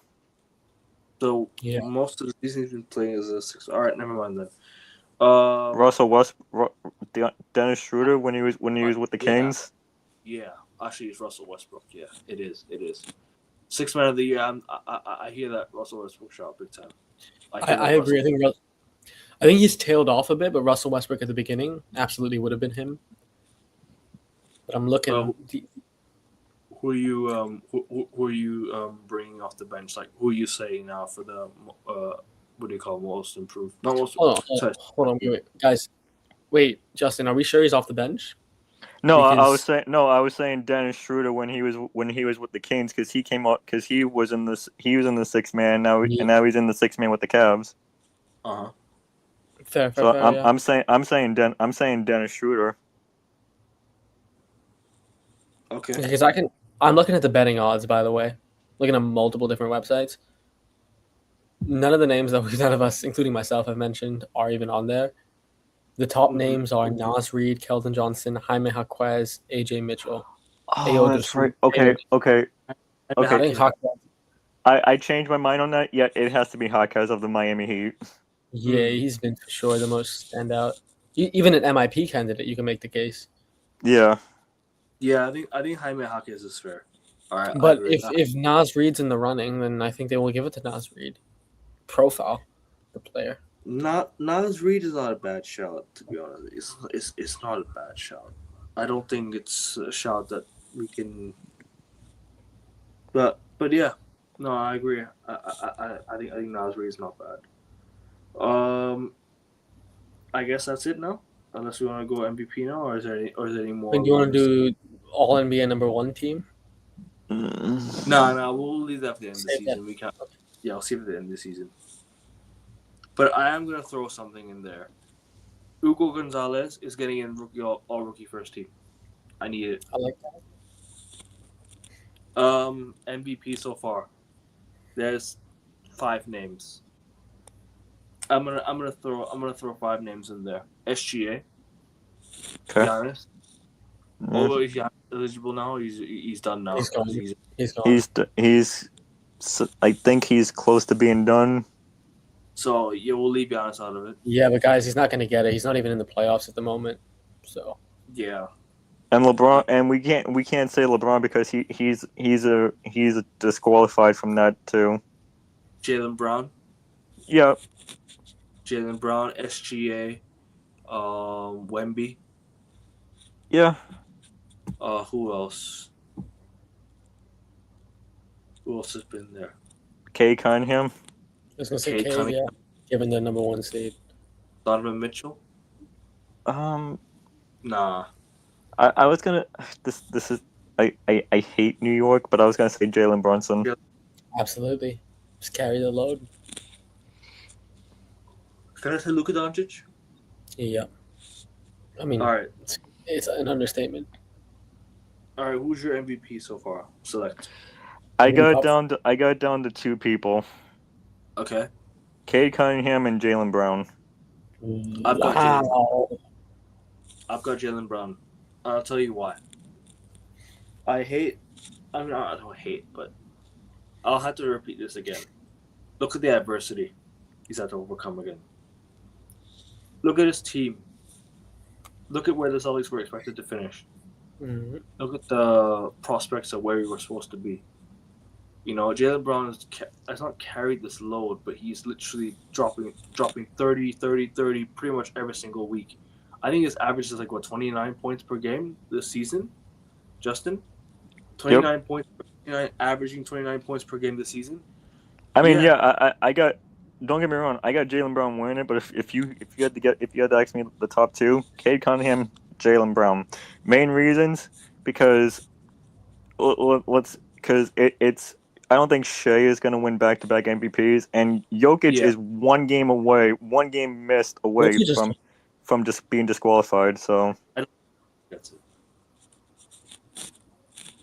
You could get it next year, but I don't think you get it this year. Yeah, I'm gonna go Jaylen Brown, my MVP. Anyone else wanna add? You wanna give your MVP? I would. I'll go with my top 3. not who I want, but what I think will happen. I think it'll be Cade Cunningham in third, Luka Doncic in second, Shea in first. I think Jokic and Giannis will be out of contention. Wemby won't have enough momentum, I think. Also because he's had injuries on and off, and some games he's played 15 minutes. So I think it'll be those three. Cade Cunningham, shout out to him, so efficient, such a clean guard. His numbers aren't as outstanding as the other guys we talk about, but his impact as the lead guy for Detroit. Then it's between Luka and Shea. I will say that MVP is about most valuable, not the best player outright. I think Luka is a better player than Shea, but if you take Shea out of OKC, I still think they're as dominant. If you take Luka out of the Lakers, I think they are a whirlwind of trouble. So on the balance of play, and Luka's averaging, it's going under the radar, by the way, 33, 8, and 9. That's what Luka's averaging this year, by the way. So, and his three-point shot is finally loading, and the Lakers have jumped on the metric from 26th to second since he's joined them. So I think Luka genuinely, I don't know why there's no case for him being made, but he should be up there, but they're going to give it a Shea. I know, Justin, you say they won't, but every betting market has him as like the odds-on favorite, and OKC will be the number one seed in the West probably. Maybe not. And Shea is the go-to guy, so yeah. Fair enough. But what about Jaylen Brown? Do you not think he gets a shot?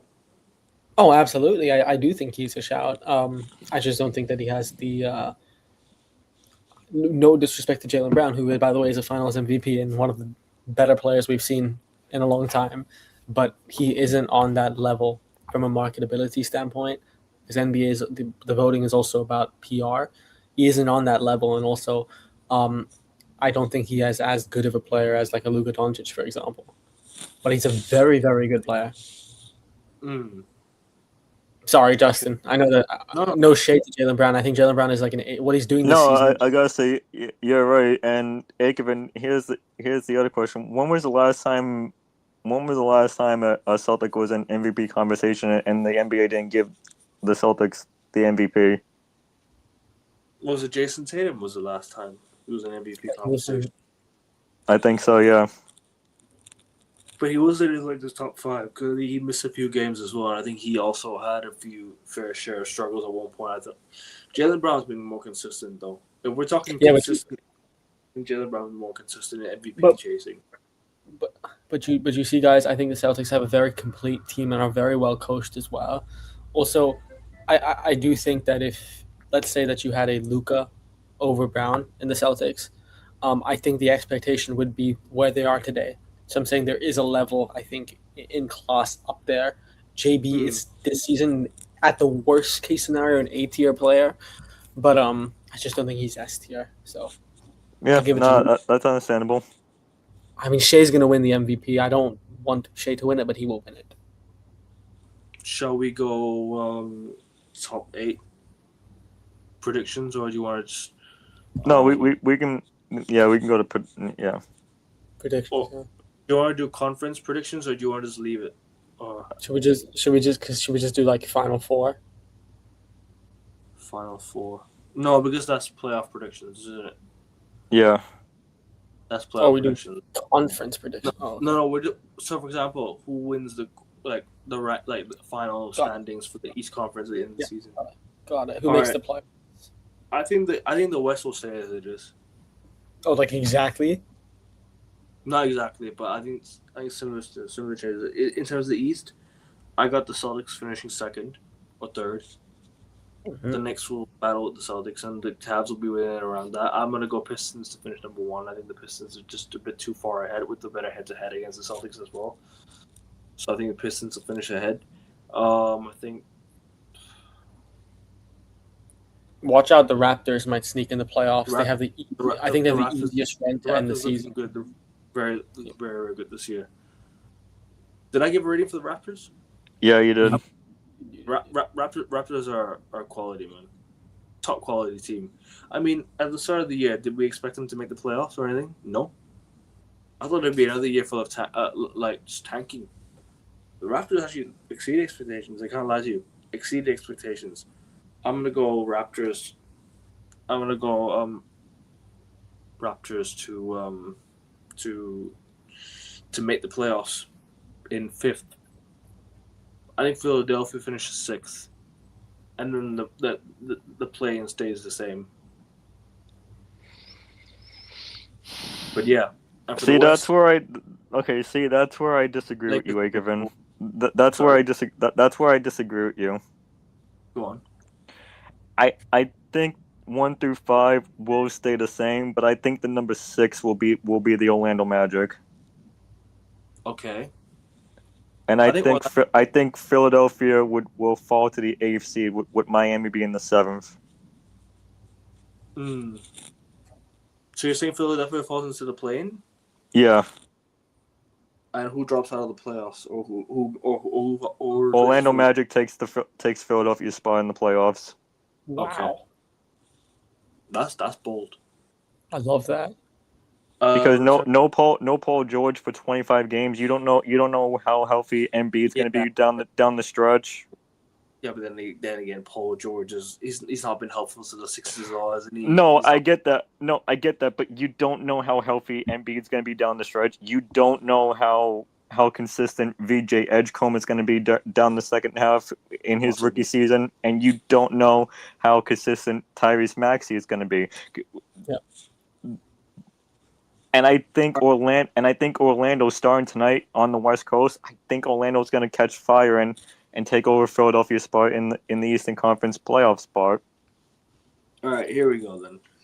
Let's look at this. All right, let's look at this. So at the moment, Eastern Conference is Pistons, Celtics, Knicks, Cavs, Raptors, Sixers, Magic, Heat, Hornets, and then the Hawks, and then the Bulls will have to battle it out in the play-in. No, all right, that's the top 10 for now. Yeah, I think the bottom 5 stays the same. Bulls, Bucks, Nets, Pacers, and Wizards will stay the same. Yeah. All right, top 10. I think, all right, so Pistons will finish number 1, Celtics number 2, Knicks number 3, Cavs will finish number 4, Raptors will finish. I think it stays the same. Actually, no. I think Sixers might finish in this play, and then Magic will go to the playoffs automatic. But then again, fitness wise, what are you guys saying? I'll be right back 1 second. Yeah, you guys continue for a bit.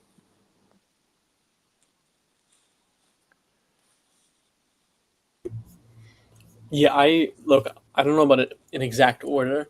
I like the Magic tipping the Sixers shout. I think that makes a lot of sense. I'll just make some spot predictions.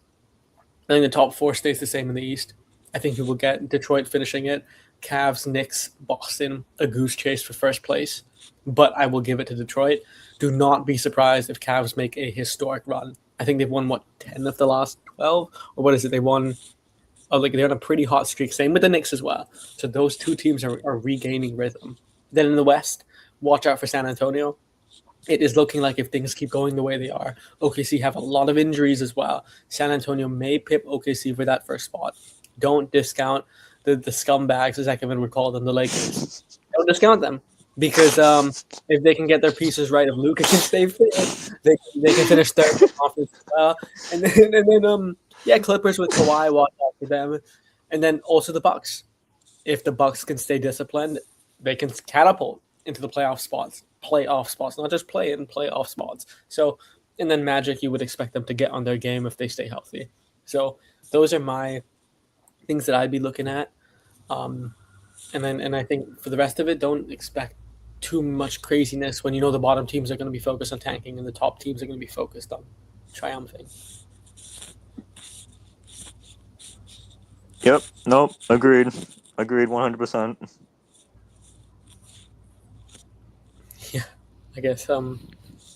We can do if you scumbags. That's what the league should be called. Hey everyone, it's the Boston Celtics against the Los Angeles Scumbags.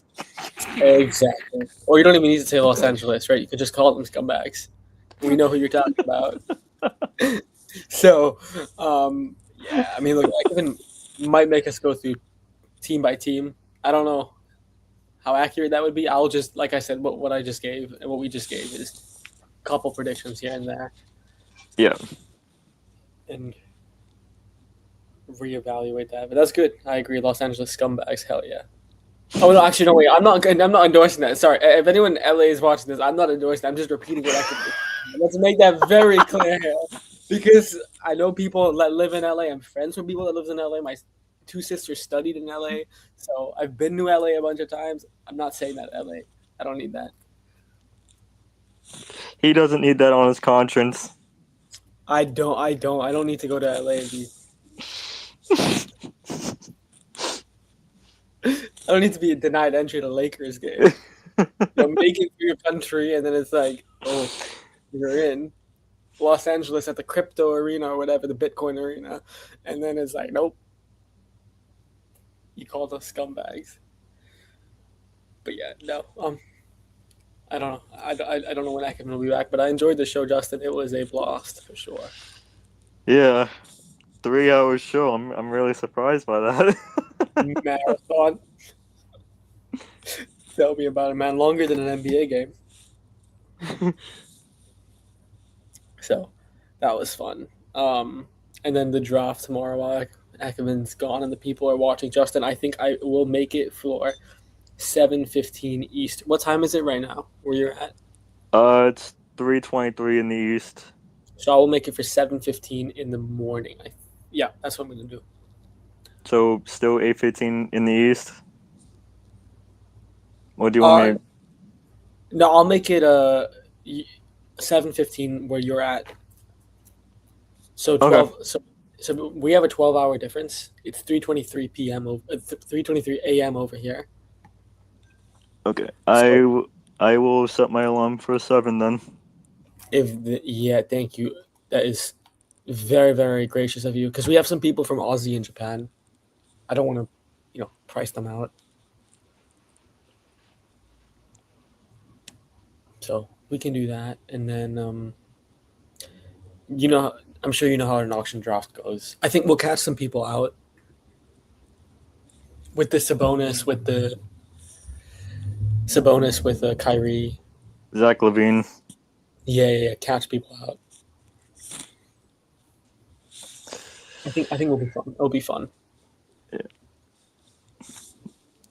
My voice was now we just patiently wait. Coming back. If he comes back. Yeah, I don't know how long we'd be on here, but 24 hours. Yeah, charity live stream, man. We'll be here. We'll live stream the auction draft at this point. Keep it open. But it'll be a fun auction draft. 10-man league. I'll change the points to make it match the points in our regular season league. Same thing. Yep. Ekman's back. Very nice. I'm back. We were just saying, like, how long are we going to be on here if Akevin's gone? 24-hour stream. We were just preparing for the... I had to dip real quick. Hope you're good. No, I'm alright. So you guys are making your predictions or anything? You guys already did. Yeah. What was yours, Augustia? Did you Yeah, basically I made a bunch of different predictions. I talked about how the top 4 Detroit would win, but it'd be a very end-to-end chase for that top spot between the Celtics, Cavs, and Knicks. And the Celtics and Knicks do not discount them from reaching the summit, given the form that they're on. I talked about how the Spurs should overtake the OKC with injuries and also momentum. And then I talked about how exactly. And then the Bucks, with a fit roster and a disciplined team, they could skyrocket back into the playoff spots. Orlando and Sixers, like Justin said, I agree. They'll do the switcheroo probably. Toronto will make the playoffs with an easier fixture list. Miami will also nitty-grit their way in there. And then Lakers, don't be surprised. I don't see Miami. I think Miami stays as a play-in team, maybe. Play-in team, yeah. And then play-in or playoff. And then I think the Lakers, do not discount them if they can find Luka on the court. If Luka's on the court, they can finish 3rd. So that's what I have to say here. I think they'll come 5th or 4th. 3rd to 6th. That's what I have them. Yeah, in between that, I don't see them finishing above the Spurs, Denver, or OKC. I think I below don't them see. move. I don't see I them think finishing in the play-in. I don't think they'll be in the play. I think they'll be in the playoffs like comfortably. But I just don't see them finishing in. I don't see them finishing above those teams I listed. Fair dude. But Celtics, I think Celtics will finish second or third. The only issue is the Knicks have to head over us right now. And I don't know how long this will. I don't know how long it will continue for in terms of like, we'll be above the Knicks because the Knicks, they had that team meeting crap and then they went on a 8-game win streak or something. I forgot what it was. And then they've just done their thing. But we'll revisit our predictions again very soon. Obviously, we do have the week 8. This is week 18. Also, people, I do want to apologize real quick, yeah, because I did get the dates wrong. I did get the weeks wrong for the NBA shows. I make sure I've edited all of them already and make sure I've checked and cleared everything just to make sure, because this is week 18. Last week was week 17. So yeah, just had to make sure of that. Week 18 predictions. Let's get it underway. We might as well get there. Unless you guys have anything more you want to talk about. You guys want to? No, I'm good. I'm ready to hit the main. I'm ready to hit the finish line. Likewise, Justin. Augusta, you can shoot. You can do this as well if you want to. Sure. Hornets, Rockets. I'm gonna go Rockets. No. Actually, I'm gonna go Charlotte. Charlotte to win this one. What do you guys think? Tonight, where's the game at? It's in Charlotte. Yeah, we'll go with Charlotte to win. Oh, did you guys see the accident? I don't know if you guys saw it. Very. As long as he's okay, and no one was harmed. He's fine. I'm gonna go Houston on this one. Cavs, Nets, Cavs. Cavs comfortably. Yeah. Let's move. So Augusta, when I read the team first, I read the home team first, and then I read the road team. Just to clear. Yeah. Cavs, Nets. We all go Cavs.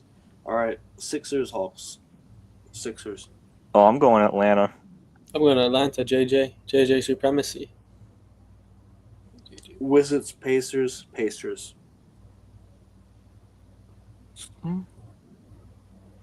Ass versus shit. Tank versus tank. I mean, like, dude. Pacers. Wizards. Knicks, Pistons. Ooh, Knicks. Yeah, I'm going with the Knicks at home in Madison. That's why I'm going with Knicks there because they're at home. Bulls, Raptors. Toronto, yeah. Yeah, Toronto, because Chicago beat them last time. Spurs against Suns. This is gonna be a good game. Fun fixture. Brooklyn, Wemby. I'm going Wemby. I'm going Spurs. Going Wemby too, yeah. Warriors, Celtics. Injuries. No. There's no reason we should lose. Even if it was playing tonight, I'm still picking the Celtics to win this game. Okay. Kings, Magic. Yeah, I think I agree. I think a Wizard beats a Monarch. So. Clippers, Nuggets. Yep. Hornets, Cavs. Oh yeah, this is a back-to-back for both teams. Hornets are at home. Sorry. And I don't think Evan Mobley is going to play on a back-to. I don't think Evan Mobley is going to play a second night of a back-to-back just since he just came back. Let's say what you're saying, bro. Sorry, I didn't hear you. What were you saying? No. I was saying agreeing with Justin and just adding that Hornets are the ones at home. Cleveland are making the trip. Yeah. And I don't think, and like I said, I don't think Evan Mobley is going to play a second night of a back-to-back. He's going to play tonight, but I just don't think he's going to play a second night of a back-to-back tomorrow night. What about LaMelo Ball, though? What about LaMelo? Can't fucking talk. LaMelo fucking Ball. Is he going to play a back-to-back? Is he gonna play back? I don't think so. I don't think he will. LaMelo Ball. I guess I'm gonna let you go first on this because this is your team and this is the second night for back-to-back for both of you guys. So I went for Yeah, I'll Cavs. just look. We are on a ridiculous winning streak at the moment. I don't see why that can't continue. We've gone through back-to-backs within this streak as well, I'm sure. So I'm going to go with the Cavs to win. Justin, what do you think? I want to stay on Augusta's good side. So yes, Cavs. Good choice. Good choice, Justin. I'm just playing. I'm playing. Grizzlies, Jazz. Oh, Jazz. Jazz. Yeah, Grizzlies, actually, because Jazz will tank in that fourth quarter. Yeah. Yeah, Memphis. Wizards, Pacers again. Back to back. I'm gonna go. Who is setting up these back to who the fuck? Like, we'll just split it. Adam Silver. Bro, what are you doing, Adam? I'm just gonna call him Adam. Adam, what are you doing, bro? Okay, I'm going Wizards again on this one. I'll go Indiana. I'll go Wizards. We'll split. I'll go Wizards in this one actually. Yeah. Or make a deal with each other. Sorry. No, I was gonna say they should just make a deal with each other. You take one, we take one. Neither of us want tanks. I mean, like seriously, it's not a bad idea. We should. Hawks, Heat. Oh, Miami.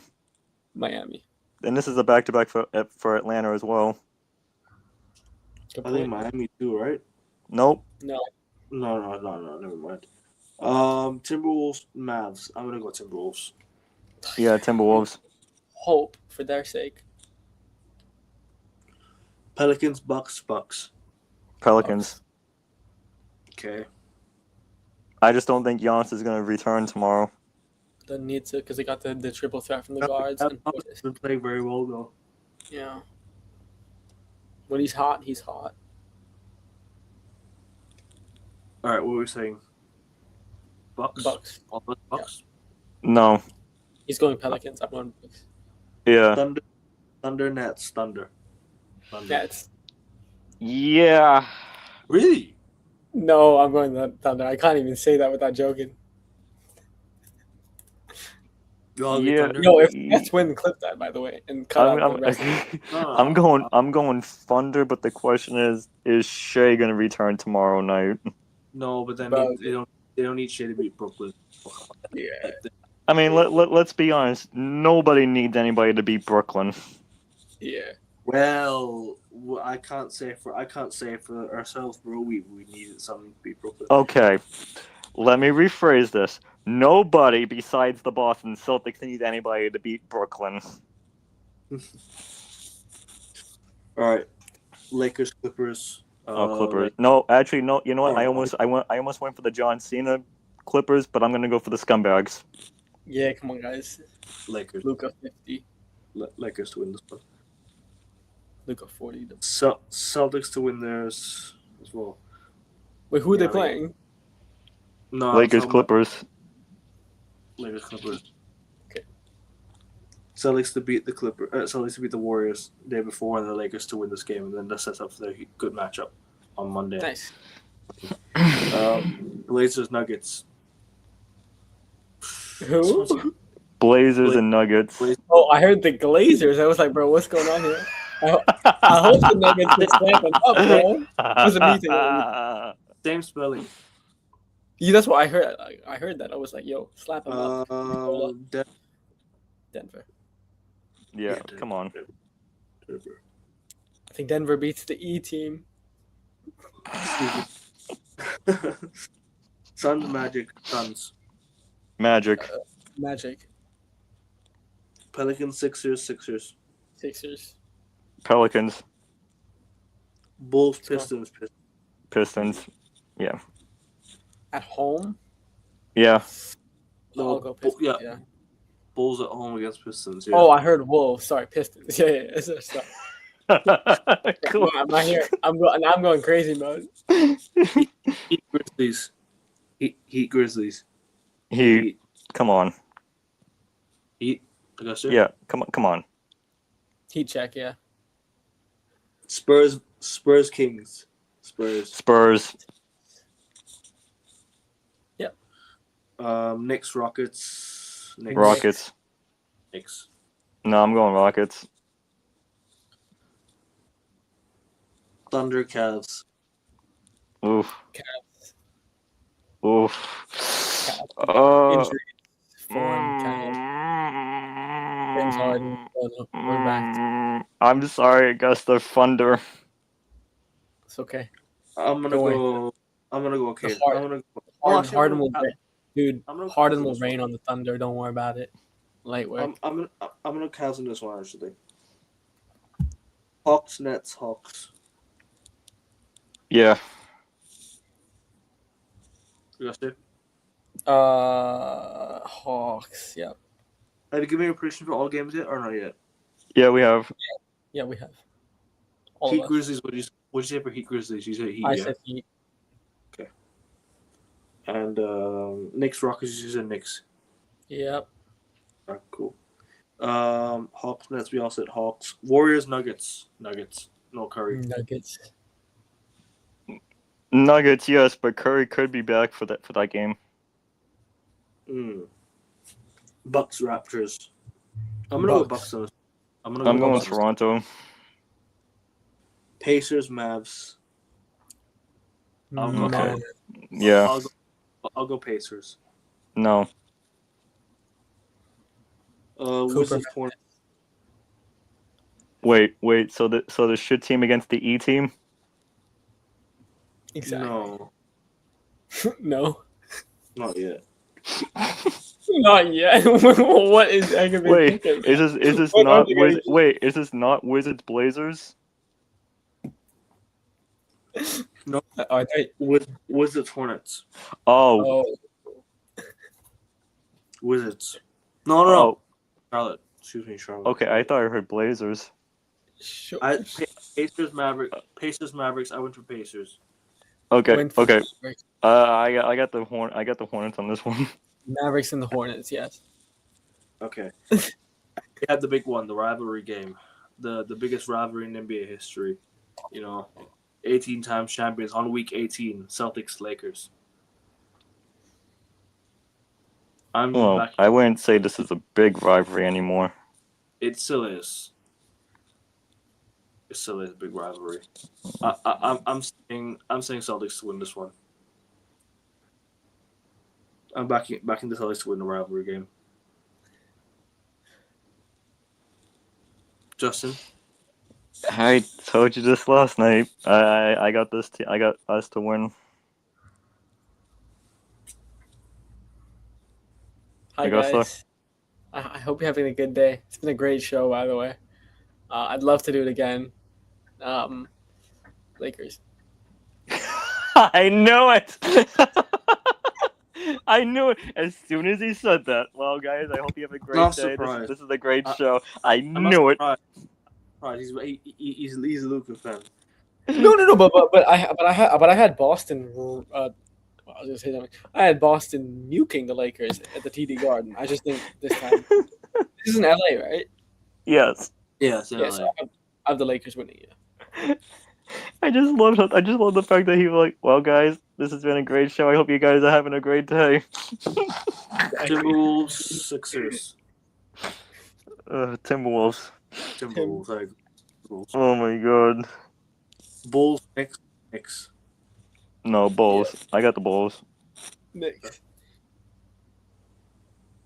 Suns, Blazers. Suns to beat the E team, yeah.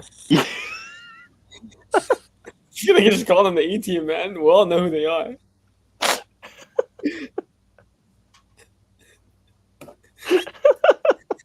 For the Easers. Poor Portland, man. All right, what were you saying? Suns? I got the Suns. I'm going for Suns as well. What do you think, Gus? Yeah, let's move on. Yeah, we all said the Suns. Clippers, Magic. Magic. No, Magic. I'm gonna go Clippers here. Kawhi masterpiece, yeah. Clippers. Yeah. Oh my god. And we'll do Monday night's predictions just in case we can't do the show on Monday night. Yeah, he couldn't say that last week. No, because last week we didn't have any games. Nope. We didn't have any games on Monday, so I can't say that. Pistons Spurs. Spurs. Ooh, Spurs. I'm gonna go Pistons on this one. Pistons are at home. It don't matter. I get the Spurs. Grizzlies against the Kings. I got the Grizzlies. What are these Grizzlies? Wait, who's Justin? the teams? Memphis Grizzlies versus Sacramento Kings.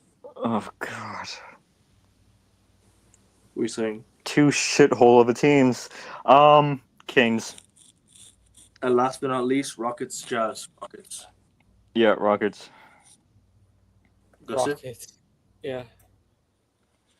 So apparently, Guess what was your prediction again? Grizzlies against Kings. What was yours again? Kings. I'm going to No. Grizzlies, man. Okay. John So- Wall will be back. Apparently Curry had another MRI on his right knee, and apparently the MRI came back clean. Oh, very nice. Will say might play tonight? No, he's still out, Okay. but he might be back for the Denver game. Nice. Okay. But yeah, people, I mean that's it, I guess, for today's show. Great one. Hey everyone, Loud. go into the 2-hour and 24-minute mark. Aikman calls the Portland Trailblazers the E team. I didn't say the Yes, you did. Yes, you gave Portland the E rating. Yeah. I didn't call them the E team. I said I gave them an E in terms of rating the season. E for No, everyone. it's just you have to watch the moment, dog. It's too funny. Just send me the time. I'll clip them up, don't worry. Yeah. That'll be on me. Clips will be on me. Also, Also, Aikman, I guess it has also reminded me that the salary cap draft is 7 a.m. Eastern now, or So 7:15 a.m. Eastern. are you good with that? Yeah, I got my alarm set for 7 a.m. Tomorrow, Yeah. yeah? Friday Yeah, night, so alright. Ekevin, that is 7:15 p.m. where you are. You'll be there, right? Yeah, that's fine. That's fine. Yeah, I'll be there. Yeah, make sure to be there.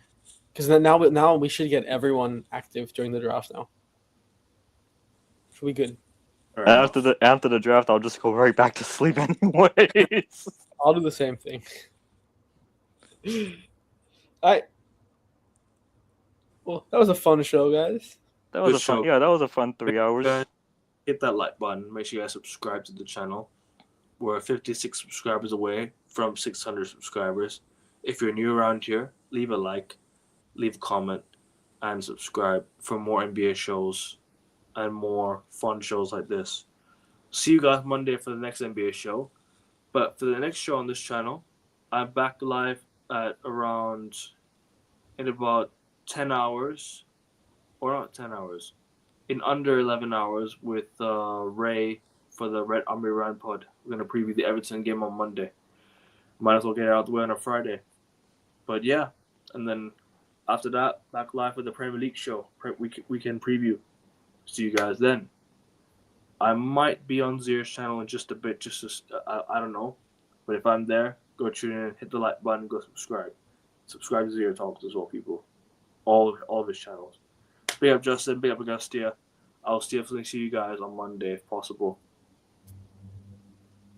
Cool. Like, share, subscribe, people. We're out. Let's go Celtics. Good night. Peace. Take care.